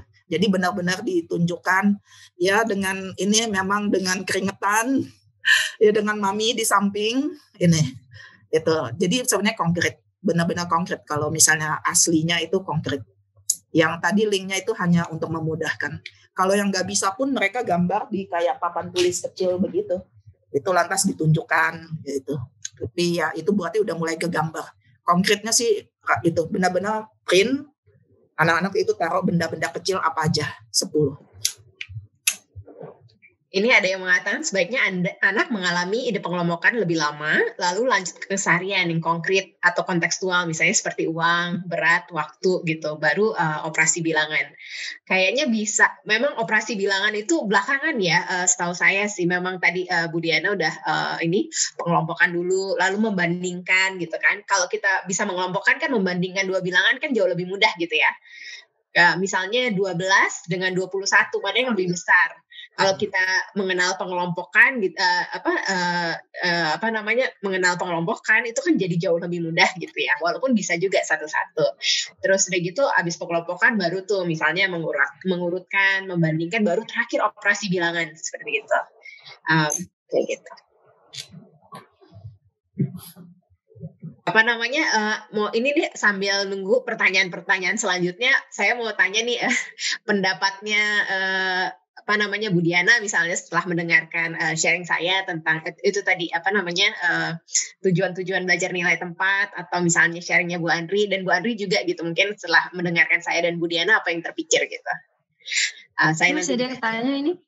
Oh, ada yang bertanya lagi nih. Kalau anak sudah menguasai place value sampai ribuan, apakah perlu diajarkan konsep pengelompokan 2, 5, dan 7 seperti yang dipaparkan Bu Andri? Ide pengelompokannya sih sebenarnya yang harus dipaparin nggak harus 2, 5, 7. Maksudnya kadang anak-anak melakukan pengelompokan, tapi sebenarnya kayak nggak menyadari ada sesuatu di situ gitu. Dia ngelompokin. Makanya ada cara pengelompokan lain supaya dia lebih aware aja. Oh iya ternyata tuh idenya kayak gitu. Karena kalau yang pengelompokan 10 kayak udah umum banget kan, orang-orang udah biasa. Maksudnya kalau 10 satuan ditukar jadi 1, itu udah banyak yang pakai alat peraga yang seperti Bu Diana tunjukkan, tapi biasanya nggak benar-benar menyadari gitu loh, karena belum ada perbedaan. Ketika dikasih perbedaan, coba nggak ada pembanding. Ketika coba deh pakai 5, oh pantesan itu tuh kayak gini, biasanya kayak gitu. Jadi baru ngeh pentingnya. Jadi biasanya didemoin dulu tuh kalau pakai ternyata ketika ngejumlahin misalnya 14 tambah 14 tapi dalam kelompok 5 baru tuh ngeh kita tuh ternyata kesulitan loh. 14 tambah 14 pakai pengelompokan 5 ternyata kesulitan. Nah anak pun juga begitu ketika 15 tambah 15 pakai pengelompokan 5 itu bisa jadi kesulitan. Jadi caranya gimana ya, betul-betul kita ngelompokin, terus kita pakai Victoria, baru ngeh gini, oh iya ya pantesan, itu tuh emang benar-benar harus diajarin gitu. Jadi sebenarnya diajarinnya sampai betul-betul menyadari sih, bukan harus 2, 5, 7, 9, enggak, itu cuma contoh-contoh saja bahwa kita itu berangkat nulis bilangan tuh dari pengelompokan, dari ide yang paling sederhana. Dan yang dihitung itu banyak kelompoknya gitu. Gara-gara dan karena kelompoknya itu mungkin bisa sama satu-satu tapi posisinya beda, maka dia nilainya beda. Itu yang bikin dia jadi powerful cara nulis bilangan dengan nilai tepat ini. Jadi gitu, nggak harus sih ada 5, ada 7 diajarin semua. Itu untuk menyadarkan bahwa ini ada, kalau kita biasanya menyadari sesuatu itu kalau ada sesuatu yang berbeda, baru ting gitu kan. Kalau misalnya masih sama, itu aja yang kita hadapi kayak sebuah rutinitas yang kita kadang-kadang kita benar-benar sadar gak sih dengan apa yang kita lakukan, kadang-kadang gitu. Karena saya sering banget ketika udah kasih tahu baru, oh iya ya gitu, baru benar-benar menyadari gitu. Jadi nggak perlu semuanya ya, tapi kalau kita sekali-sekali nyobain yang lain gitu, itu akan memberikan sebuah kesadaran baru gitu ya, lah. Sekali-sekali. Mungkin kayak 10, 5 gitu, 5 kan nggak terlalu susah juga buat anak membayangkannya kan misalnya ya, kelompokan 5. Sebenarnya kan anak juga di SD belajar pengelompokan yang berbeda ya, selain 10. Tadi Ibu Andri menjelaskan mereka belajar pengelompokan 60 kan sebenarnya tanpa mereka sadari ketika mereka belajar tentang jam, ya kan? Atau bahkan bulan ya kadang-kadang, walaupun ada beda-beda ya, tapi 30 hari gitu kan, itu kan udah lebih dari 30 kan pindah gitu, bukan ya kalau bulan sih contohnya agak kurang pas ya karena ada perbedaan, tapi kurang lebih seperti itu. Ini ada yang nanya apa namanya, iya betul, penjumlahannya tuh baru belakangan setelah udah kuat nilai tempatnya. Mungkin perlu apa sih masalahnya kalau misalnya anak nggak kuat gitu konsep nilai tempatnya gitu? Ada masalah nggak sih, Bu Diana atau Bu Andri mau mencoba menjelaskan? Saya sering ketemu misalnya anak misalnya di kelas tinggi misalnya 72 dikurang 5 ya. Dia buatnya 5 dikurang 2 karena buat dia nggak cukup itu kan 2 satuan dikurang 5 itu. Ya karena dia kan hafal. Ya, buat dia dengan gampangnya nggak cukup, berarti 5 kurang 2 aja, 3 gitu. Sedangkan kalau misalnya dengan visual dengan ini 72, dia bisa lihat bahwa tadi kan 2-nya itu mau diambil 5, ini kan nggak bisa. Dia harus ya itu dengan kalau misalnya dia ingat cerita Piwan itu, ini harus dekompos itu apa ya bahasa Indonesianya ya? Dipecah-pecah lah itu supaya ini jadi 12 baru bisa take away 5-nya itu sering banget itu udah kelas tinggi kelas 4, 5, 6 itu karena mungkin visualnya ada, bukan saya nggak bilang bahwa guru-guru saya sebenarnya ini nanti guru Piwan saya marah lagi mereka nggak bilang itu, mereka sebenarnya ini, tapi anak-anak itu tidak koneksi dari yang ini ke itu, ke yang tadi yang soal yang abstraknya itu 72 dikurang 5 nggak cukup buat mereka, jadi 5 kurang 2 itu 0, nanti bilangan 0 itu nanti juga ada lagi. Ada yang nanya ini dari mana balok kayu ini namanya base stem blocks ya, ada yang dari plastik ada yang dari kayu. Kalau plastik mereknya Gigo ada, Lexure ada itunya. Tapi ini waktu itu saya sama teman saya sih ini. Kalaupun nggak ada kertas juga nggak apa-apa karena sebenarnya bukan alatnya yang penting buat saya. Ya, ininya ada yang mahal ada yang murah itu. Kertas. Iya, saya lebih suka kertas karena buat digambar itu lebih gampang. Dia relate banget kalau untuk sama pictorialnya itu deket. Kalau pakai yang ini, kalau pakai yang macem-macem itu kan ngegambarnya agak rumit gitu. Jadi kayak berubah model lagi. Tapi kalau pakai kertas itu nggak berubah model, di pictorialnya sama. Dia karena gambarnya paling gampang. Ini gambarnya paling gampang. Kalaupun nggak ada kertas, kalau kita mau mengelompokkan, apalagi kalau misalnya masih bilangannya masih belasan ya, kayak misalnya 18, itu pakai biji-bijian aja gitu. Biji-bijian Ya, 10 masukin satu gitu ya. gelas atau apa gitu kan. Ada versi ini, tapi juga saya taunya magnet gepeng juga, versi magnet. Jadi bisa ya kalau misalnya itu bisa ditempel ke ini. Kalau enggak ya dari kertas itu, kalau mau konkretnya benar-benar ya, itu di belakangnya dikasih magnet yang lembaran, ya pakai apa sih namanya tuh yang blue tack itu, tempel lah itu kalau untuk guru-guru yang kalau mau berbuat lebih untuk mengajarkan konkret, gambar dan abstrak itu. Jadi ya apa namanya, dan menariknya sih sebenarnya kalau anak udah polanya udah mulai kenal ya, ratusan, puluhan, satuan, pas ke ribuan jadi lebih gampang kan kalau nggak salah. Jadi pas ribuannya udah nggak perlu konkret lagi, bisa jadi udah langsung terbayang seperti apa gitu. Jadi itu menariknya. Kalau saya punya kisah yang menarik ya, ketika waktu awal Gernas Sasaka, sebelum Gernas Sasaka ada ya, itu salah satu kasus yang terjadi itu PR anak gitu ya, anak sekolah dasar tentang nilai tempat. Jadi kalau kita perhatikan di banyak sekolah ketika belajar nilai tempat itu misalnya kegiatannya cuma gini, 132 ditulis sama dengan 100-an ditambah 20-an, 30-an tambah 2 satuan gitu ya, 132 gitu. Tapi jadi sangat kaku gitu pemahamannya. Jadi dia hanya tahu bahwa 132 adalah 100-an, 30-an dan 2 satuan, padahal boleh juga kan itu 13 puluhan dan 2 satuan ya kan, atau 132 satuan itu juga nggak masalah sebenarnya. Jadi itu tadi ada hubungannya sama composing sama decomposing, jadi mengurai sesuatu dan menggabungkannya kembali menjadi satu kelompok gitu.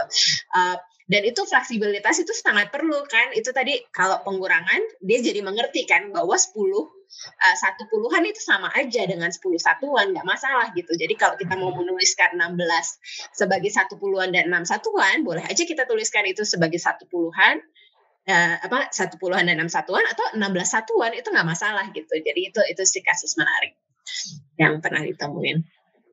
Iya,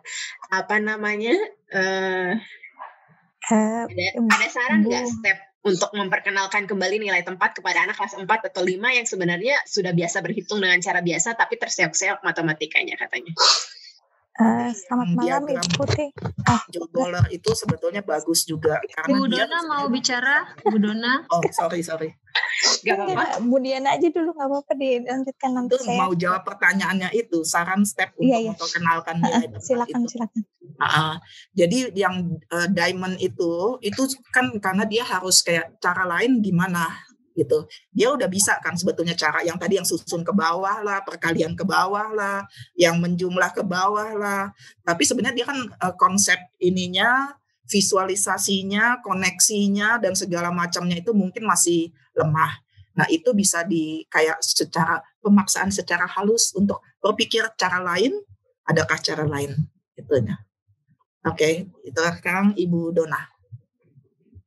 Terima kasih. Kalau ini saya share aja, mungkin mudah-mudahan bisa membantu menjawab dari pertanyaan Ibu Rebecca ya. Sebentar, mana tadi?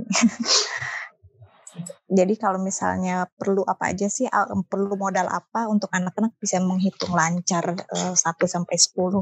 Nah, kalau untuk anak-anak usia dini itu sebenarnya ada 3 hal ya sebelum dia masuk ke bilangan. Dia sudah bisa mensortir, dia bisa mengelompokkan, dia tahu mengenali pola juga. Itu konsep prabilangan. Nah, kemudian ketika dia belajar bilangan itu sendiri, mulai belajar ngitung nih bahasa awamnya.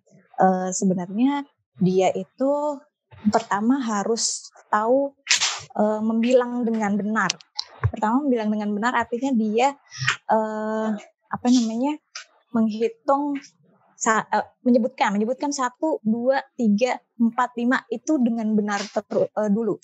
Ya, kadang anak-anak ada yang udah mulai umur 3-4 tahun gitu ya, udah mulai ngitung tapi urutannya masih belum pas gitu. Nah, itu pertama membilang. Kemudian kedua yang penting tadi Kak Andri juga udah sebut-sebut, yaitu korespondensi 1-1.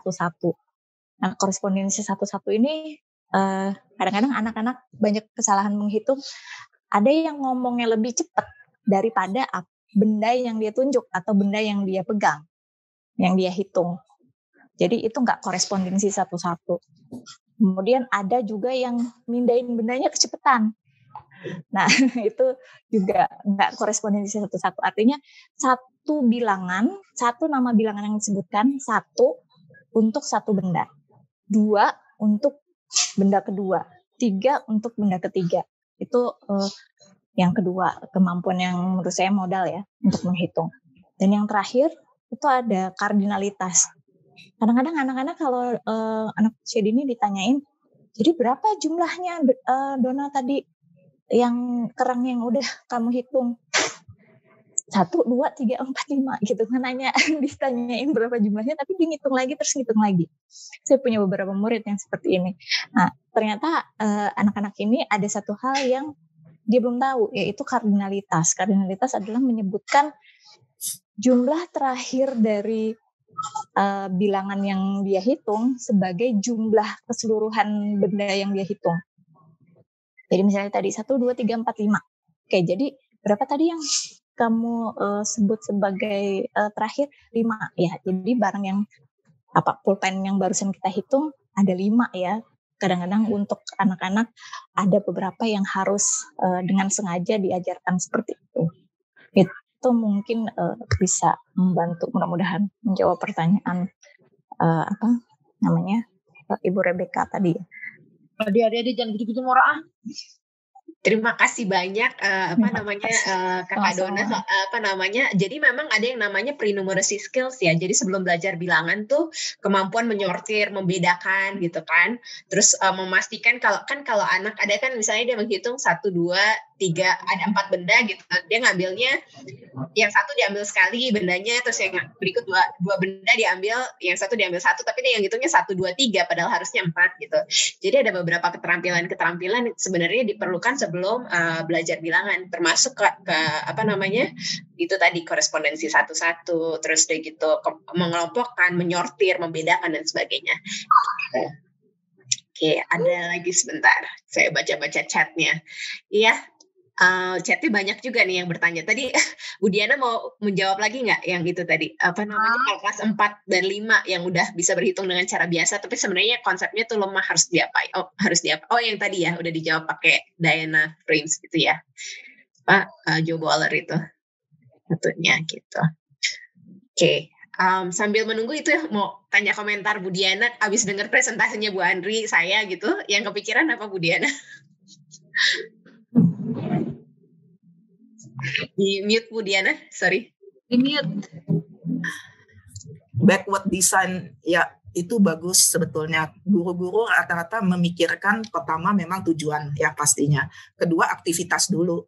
Itunya jadi aktivitasnya fun. Itu adalah salah satu kayak yang diwanti-wanti dulu, kita harus memikirkan goalnya dulu. Lalu yang keduanya ini yang saya lupa. Buktinya. Sama essential question itu kadang susah banget, makanya walaupun ini sampai sekarang sebenarnya saya masih prepare yang essential question ini, karena kalau enggak nanyanya yang dasar itu berapa itunya tadi nih, dan lupa nanya dari mana kamu bisa tahu itu bahwa itu tadi 8, berapa lagi yang kamu perlukan untuk ini, itu yang list of questionnya itu, supaya essential questionnya itu jadi nyata. Itu menarik Bu Diana, proses saya diskusi sama tim itu lama banget. Itu sebulan, jadi sebulan setiap minggu ketemuan 2 jam sampai muter-muter, akhirnya Bu Andri baca lagi tentang nilai tempat dan sebagainya. Bu Andri mendesain kegiatan Gernastas Taka orang tua itu yang tentang nilai tempat, itu gara-gara kita ngerjain itu. Jadi rumit memang, jadi tapi mungkin kalau kita diskusi bareng-bareng sebagai kelompok untuk setiap apapun yang kita ajarkan gitu ya, baik nilai tempat, pecahan atau apapun, terus kita berdiskusi lagi, ini tuh sebenarnya apa sih, yang paling penting apa sih, dan selama itu dilakukan dalam kelompok sih prosesnya jadi jauh lebih mudah sih pengalamannya gitu. Ya. Tadi saya senang banget kalau saya pribadi ya, tadi saya senang sekali dengan dua-duanya ya. Bu Andri tuh menjelaskan sejarahnya gitu ya. Mungkin ada beberapa hal yang saya nanggapnya agak lama gitu, agak mikir gitu. tapi secara esensi saya jadi paham, oh ya ampun sejarahnya begini ya, maksudnya perjalanan kita sebagai manusia sampai menemukan sistem bilangan kita yang sebenarnya mempermudah proses perhitungan, mempermudah proses perbandingan gitu ya. Itu tuh panjang dan sebenarnya sangat-sangat menarik gitu. Jadi membuka wawasan. Jadi mungkin nggak harus kita ajarkan ke anak kelas 1 ya dia pusing lah ya, tapi kalau kita punya wawasan seperti itu kita jadi ngeh banget kenapa kita punya nilai tempat gitu ya.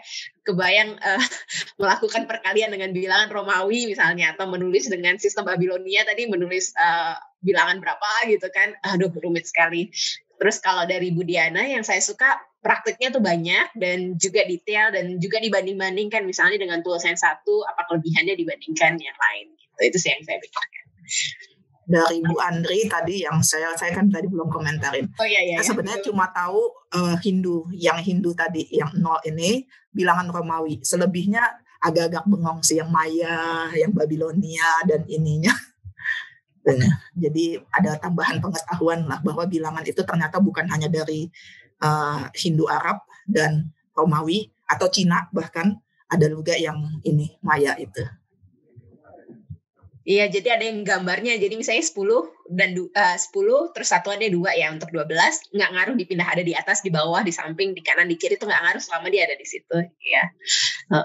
Terima kasih Ibu Diana. Bu Andri, boleh dong komentarnya pas dengar Bu Diana sama dengar saya tuh apa sih yang kepikiran? Kalau dari itu kan karena saya juga dari tim ya, jadi apa yang disampaikan Bu Putih, jadi memang terbengong-bengongnya udah waktu kita buat bareng nilai tempat itu. Jadi, ternyata mendesain tentang nilai tempat ini kok bisa kemana-mana. Terus juga poin-poin pentingnya yang menggunakan backward design itu apa aja. Terus itu saya belajar backward design lebih mendalam itu ketika merancang bersama teman-teman itu. Jadi memang ketika mempersiapkan sesuatu, pertama itu memang tujuannya itu mau ngapain dulu sih gitu. Terus gimana bentuk supaya kita tahu bahwa anak ini udah sampai kepada tujuan. Baru kita ngomongin aktivitasnya.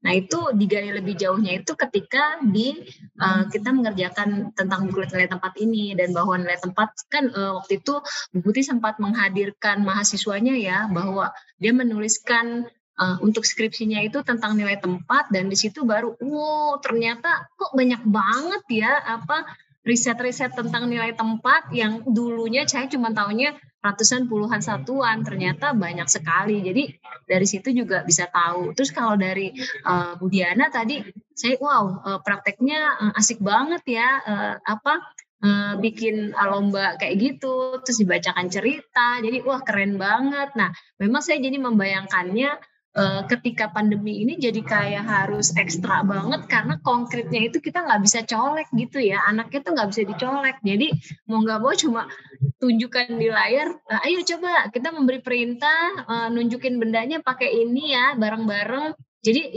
kayak berat. Memang saya sendiri ngerasain selama pandemi ini justru ngajar tuh kayak lebih berat dibanding ketika tatap muka. Jadi ya memang itu kondisi yang harus dihadapi. Cuma tadi saya wow banget, keren banget nih idenya. Nanti saya mau coba pakai juga nih yang dari Kak Diana nih, saya mau pakai. Terus juga saya mau jadinya sekalian aja Bu Putih, kita ajakin siapa nih yang mau barengin bikin buklet nilai tempat, bukan hanya buklet nilai tempat tapi yang lain nih kita. Karena ketika kita membuat itu kita jadi belajar lagi karena harus menuliskan, jadi kita jadi belajar lagi, membuka lagi, membaca jurnal-jurnal, kemudian berdiskusi, dan itu ternyata mengasyikan. Dan ini yang sebenarnya saya pingin banget nih teman-teman yang ada di sini semua ikut bergerak, ikut memikirkan, dan resources itu kita sebar nantinya gitu supaya menjadi inspirasi untuk banyak kelas, dan nantinya anak-anak itu betul-betul belajar bernalar kontekstual dan sederhana serta mendasar.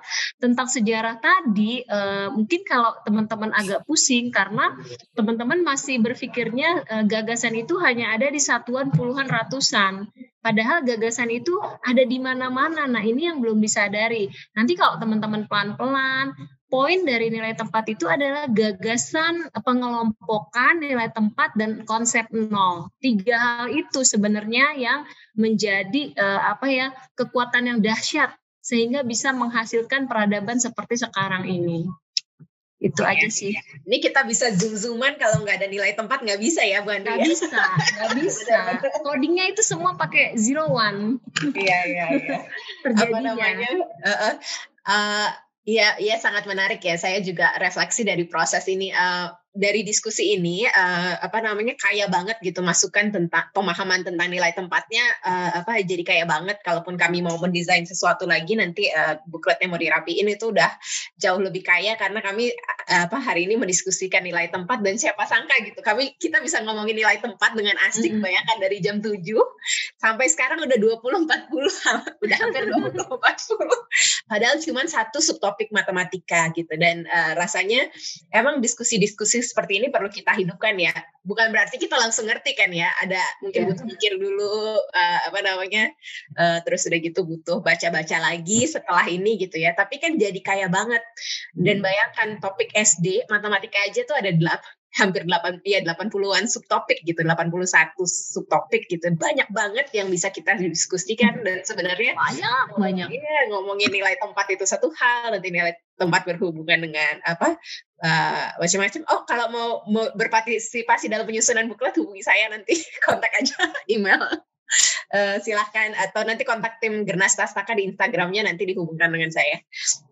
Gitu dan sebagainya kayak gitu dan ada banyak banget yang sebenarnya kita bisa diskusikan gitu. Jadi yang selama ini Gernas Tastaka lakukan memang hanya ngajarin beberapa hal yang esensial. Detail-detailnya itu kami belum tentu punya jawabannya ya, belum tentu langsung punya jawabannya, tapi dengan proses seperti ini kita belajar bersama, belajar bareng. Iya, betul. Mantengin FB jangan lupa FB Gernas Tastaka, IG Gernas Tastaka. Silakan dipanteng nih. Saya sekarang sih pukul 20.40 memang kalau ada pertanyaan boleh ya ditambahkan atau saya kalau bisa Ibu dan Bapak pengen tahu apa sih refleksinya ya terpikir, setelah kita ngobrol malam ini gitu. Kalau boleh dituliskan gitu di chat room.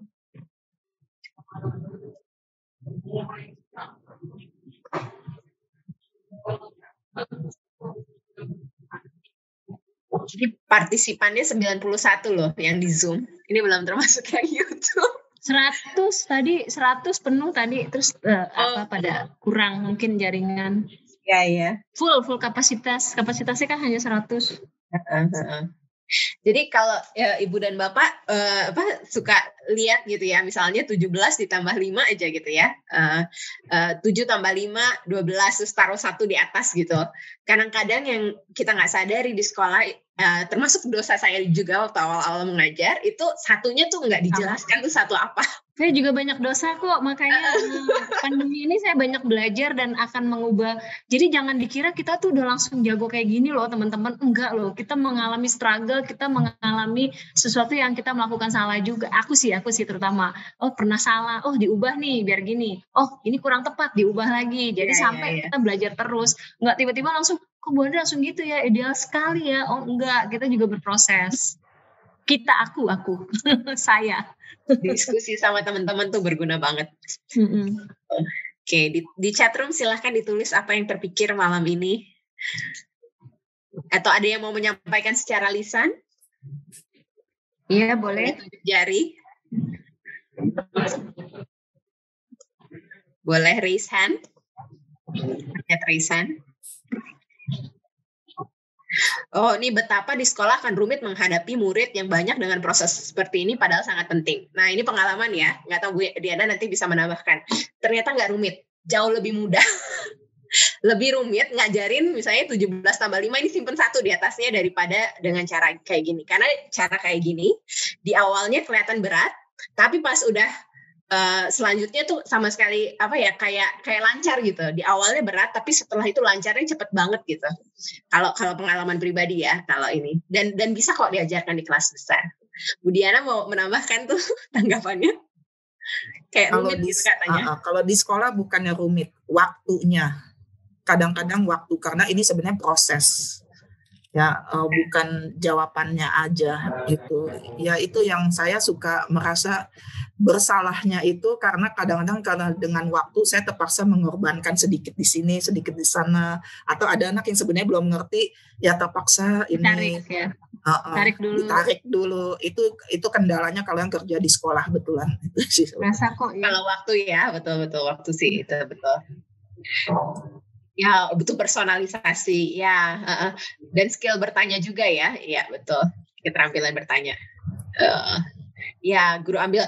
Tapi pengalaman ya, kalau soal cara cepat itu bukan berarti kayak nggak boleh diajarkan sama sekali sih. Tapi kalau basisnya itu nggak dikuatin, setidaknya mengenal gitu ya konkretnya satuan puluhan dan ratusan aja setidaknya, dan paham bahwa itu kompleks konteks pengelompokan itu masalahnya nanti di perguruan tinggi kerasa ada aja tiba-tiba hal yang basic banget yang seharusnya dipelajari di kelas 1 atau 2. Tapi ternyata sampai udah lulus SD, lulus SMP, SMA ternyata masih ada masalah. Jadi seperti itu kurang lebih. Jadi mungkin kita mesti mikir akhirnya dulu nih, apa sih yang benar-benar mau kita capai tadi. Jadi kalau kita hanya berpikir tujuan pembelajaran adalah siswa belajar satuan puluhan ratusan gitu, atau bisa menjumlahkan gitu ya, belasan dengan belasan atau ya gitu. Bilangan 2 angka dengan bilangan 2 angka, maka arah kita jadi beda. Tapi kalau kita tujuannya adalah mengenalkan bagaimana pengelompokan itu bisa membuat hidup menjadi lebih mudah, maka kita ketika belajar nilai tempat fokusnya ke arah tujuan itu. Jadi aktivitasnya itu mengarah ke sana, bahwa ya nanti waktunya kurang cukup, nggak apa-apa, tapi ada tujuan arah ke sana, tapi nanti kita akalin dikit lah soal kegiatannya, mungkin ada yang perlu dipercepat, ada beberapa yang perlu agak lebih diseriusin seperti itu. Jadi tujuannya dulu itu yang harus dicek. Tadi apa sih poin-poin penting di dalam nilai tempat, kayak gitu. Pada 10 frame dan 100 chart tidak mengikutkan angka 0, boleh tahu kenapa katanya? Kalau 10 frame sebenarnya bisa kok merepresentasikan 0 kalau nggak diisi apa-apa 10 frame-nya. Itu merepresentasikan 0. Kalau 100 chart, ya itu tadi Diana mengatakan ada yang versi dari 1, ada yang versi dari 0 ya.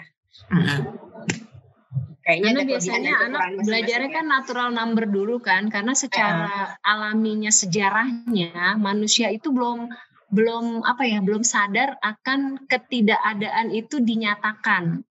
Jadi orang masih ngelihat sesuatu itu satu dua, belum ngerti kalau kenapa, karena pada mulanya itu kan manusia itu kebutuhannya masih terpenuhi semua, manusianya belum banyak, hidupnya masih pindah tempat, hewannya masih banyak yang diburu, dan kebutuhan mereka tuh cuma makanan ya, berburu. Tapi ketika mereka mulai menetap, mereka udah mulai pengen ngitung kekayaannya ternaknya mereka, ngitung udah berapa lama mereka di situ, jadi kayak menandai perjalanan waktu. Nah dari situ baru tuh orang mulai berpikir, kemudian ada kekosongan, baru orang menyatakan itu sebagai 0. Jadi makanya ada yang 100 chart-nya itu dari 1, ada yang dari 0. Karena secara historinya tuh lahirnya 1, 2, 3 dulu, baru orang berpikir adanya 0. Karena 0 itu tidak disadari keberadaannya. Dia kan sebenarnya kuantitas abstrak, makanya dimulainya orang natural number, makanya.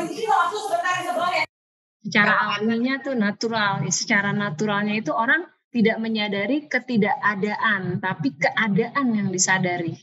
Wih, gile, canggih-canggih.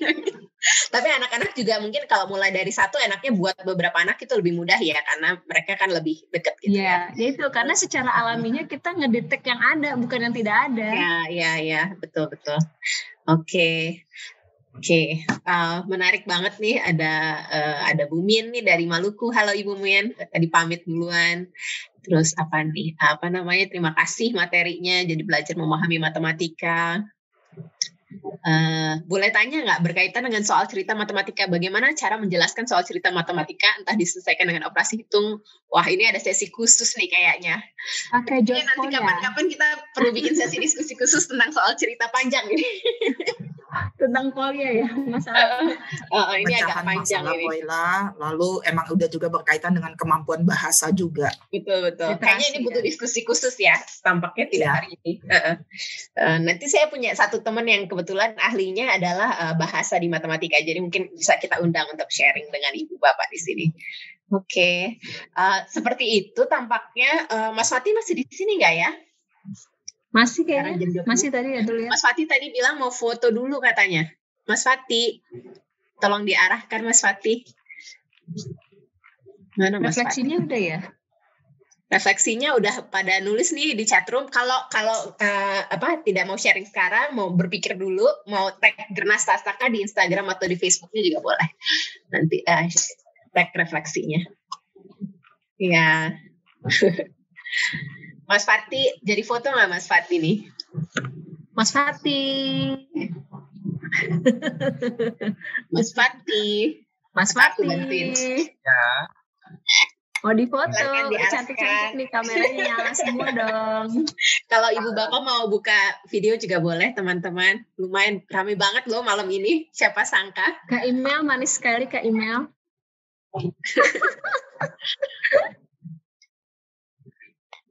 Ayah nggak buka ini Mas Dani. Tadi mumut loh, begitu dia bilang foto langsung senyum gitu ya. Silakan Bapak Ibu untuk membuka kameranya. Belum kan? Kita bisa berfoto bersama.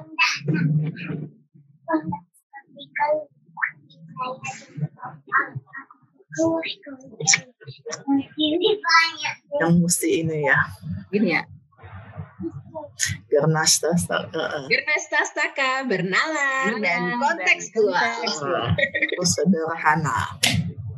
Mbak Putri, Sederhana dan mendasar. internet saya jaringannya kurang bagus, jadi tidak bisa melihat secara langsung mana yang buka. Gitu. Nggak apa-apa, Mas Fati. Bu Andri ya. Ini kayaknya banyak yang dari Gernas Tastaka orang tua deh.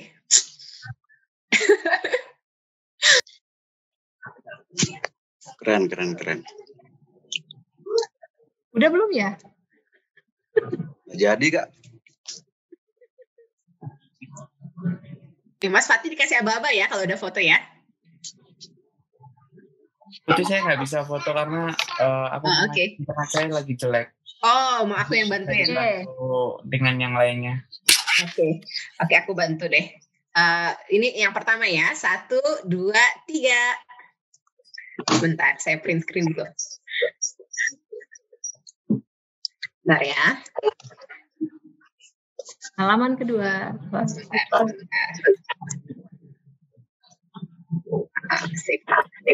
Stasiun jadinya lama banget. Sebentar.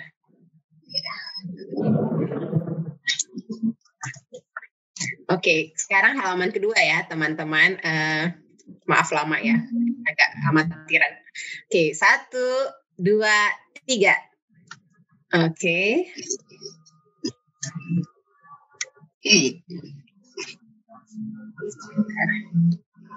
Maaf ya lama.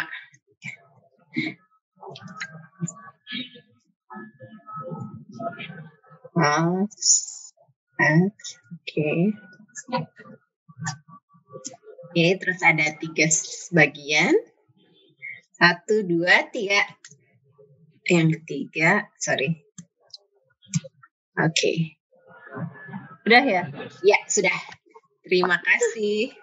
Yang angkat tangan udah setengah jam. Iya. Oke.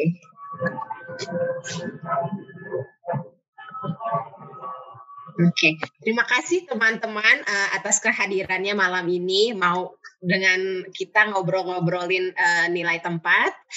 Bu Andri, Bu Diana, ada lagi yang mau disampaikan buat penutup? Kata-kata penutup mungkin? Udah ya? Udah sih, cuma mau ngingetin aja, Gernas Tastaka itu bukanlah pelatihan-pelatihan biasa. Kita semua bisa berkembang di dalamnya, bergerak bersama. Kita istilahnya tuh ada 1+5.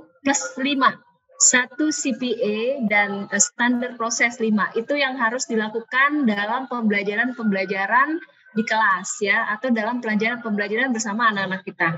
5+1, CPA dan standar proses. Penalaran, apalagi komunikasi, pemecahan masalah, representasi, koneksi. Jadi kalau belajar matematika harus ada ini semua. Jadi kita berangkatnya dari pemahaman ini bergerak bersama ya. Jadi ini bukan pelatihan. Jadi teman-teman bisa berbagi, bisa sharing. Jadi nanti bisa memberi inspirasi bagi teman-teman yang lain. Jadi kita sama-sama di sini ya. Jangan nganggap kita lebih ini karena enggak, kita semua berbagi. Yang penting kita prinsipnya ini di Gernasi diberikan dahulu nih. Nanti pelan-pelan diisi kekosongannya. Ayo kita bergerak bersama. Demi kebaikan di masa mendatang yang lebih baik untuk anak-anak kita, untuk generasi. Agar tidak meninggalkan generasi yang lemah. Apa sih? Ya, gitulah intinya. Terima kasih banyak, Bu Diana. Silahkan, Bu Diana, kalau ada yang mau ditambahkan. Kalau dari saya, ini misalnya lebih baik tuh dipraktekkan semuanya. Ya, jadi jangan hanya didengarkan. Kalau didengarkan aja, jadinya nggak jadi apa-apa sebetulnya. Ya, betul. Dipraktekkan di kelas, nggak apa-apa kalau salah. Ya, anak-anak juga nggak apa-apa kalau salah. Gurunya kalau salah ngajar, yang penting jangan salah ngajar konsepnya. Tapi kalau itu terus dia tuh refleksi. Aduh, tadi saya harusnya begini ya ininya. Jadi nanti mungkin besoknya atau nanti kelas lainnya bisa lebih baik. Tapi kalau nggak pernah praktek, ya ilmunya hanya diam di situ aja. Setuju banget Bu Diana. Dan ini juga ya, tadi ada yang bilang, aduh kayaknya berat banget ngajarin dengan semua cara itu. Kalau buat saya, nggak harus semuanya sekaligus gitu. Jadi kita coba-coba aja. Jadi kalau kita biasanya ngajar yang klasikal, dan kita mau coba hal baru, kalau kita langsung ngikutin kayak kelasnya Bu Diana dari depan sampai belakang, mungkin shock ya. Tapi kalau kita ambil satu aja idenya yang kayaknya ini cukup gampang diterapin, sama sekali nggak sulit kok. Jadi kita terapin 1 atau 2 dulu. Nanti kalau kita lihat reaksi anak-anak dan pengalaman teman-teman yang udah mencoba melakukan itu, reaksinya tuh selalu kayak bahagia, senang, pengen belajar terus. Pasti kita mau cobain hal-hal baru. Jadi kalau mau nyoba nggak usah langsung ekstrim, nyoba sedikit-sedikit, terus abis itu lihat reaksinya, abis itu coba hal baru lagi. Aja sih. Terima kasih teman-teman, senang sekali bertemu ibu semua, ibu bapak semua, dan sampai bertemu di Bincang Gernasta Saka ataupun kegiatan Gernasta Saka lainnya. Terima kasih. Terima kasih. Terima kasih. Terima kasih Mbak Putih. Terima kasih Bu Andri, terima kasih Bu Diana. Sama-sama ya.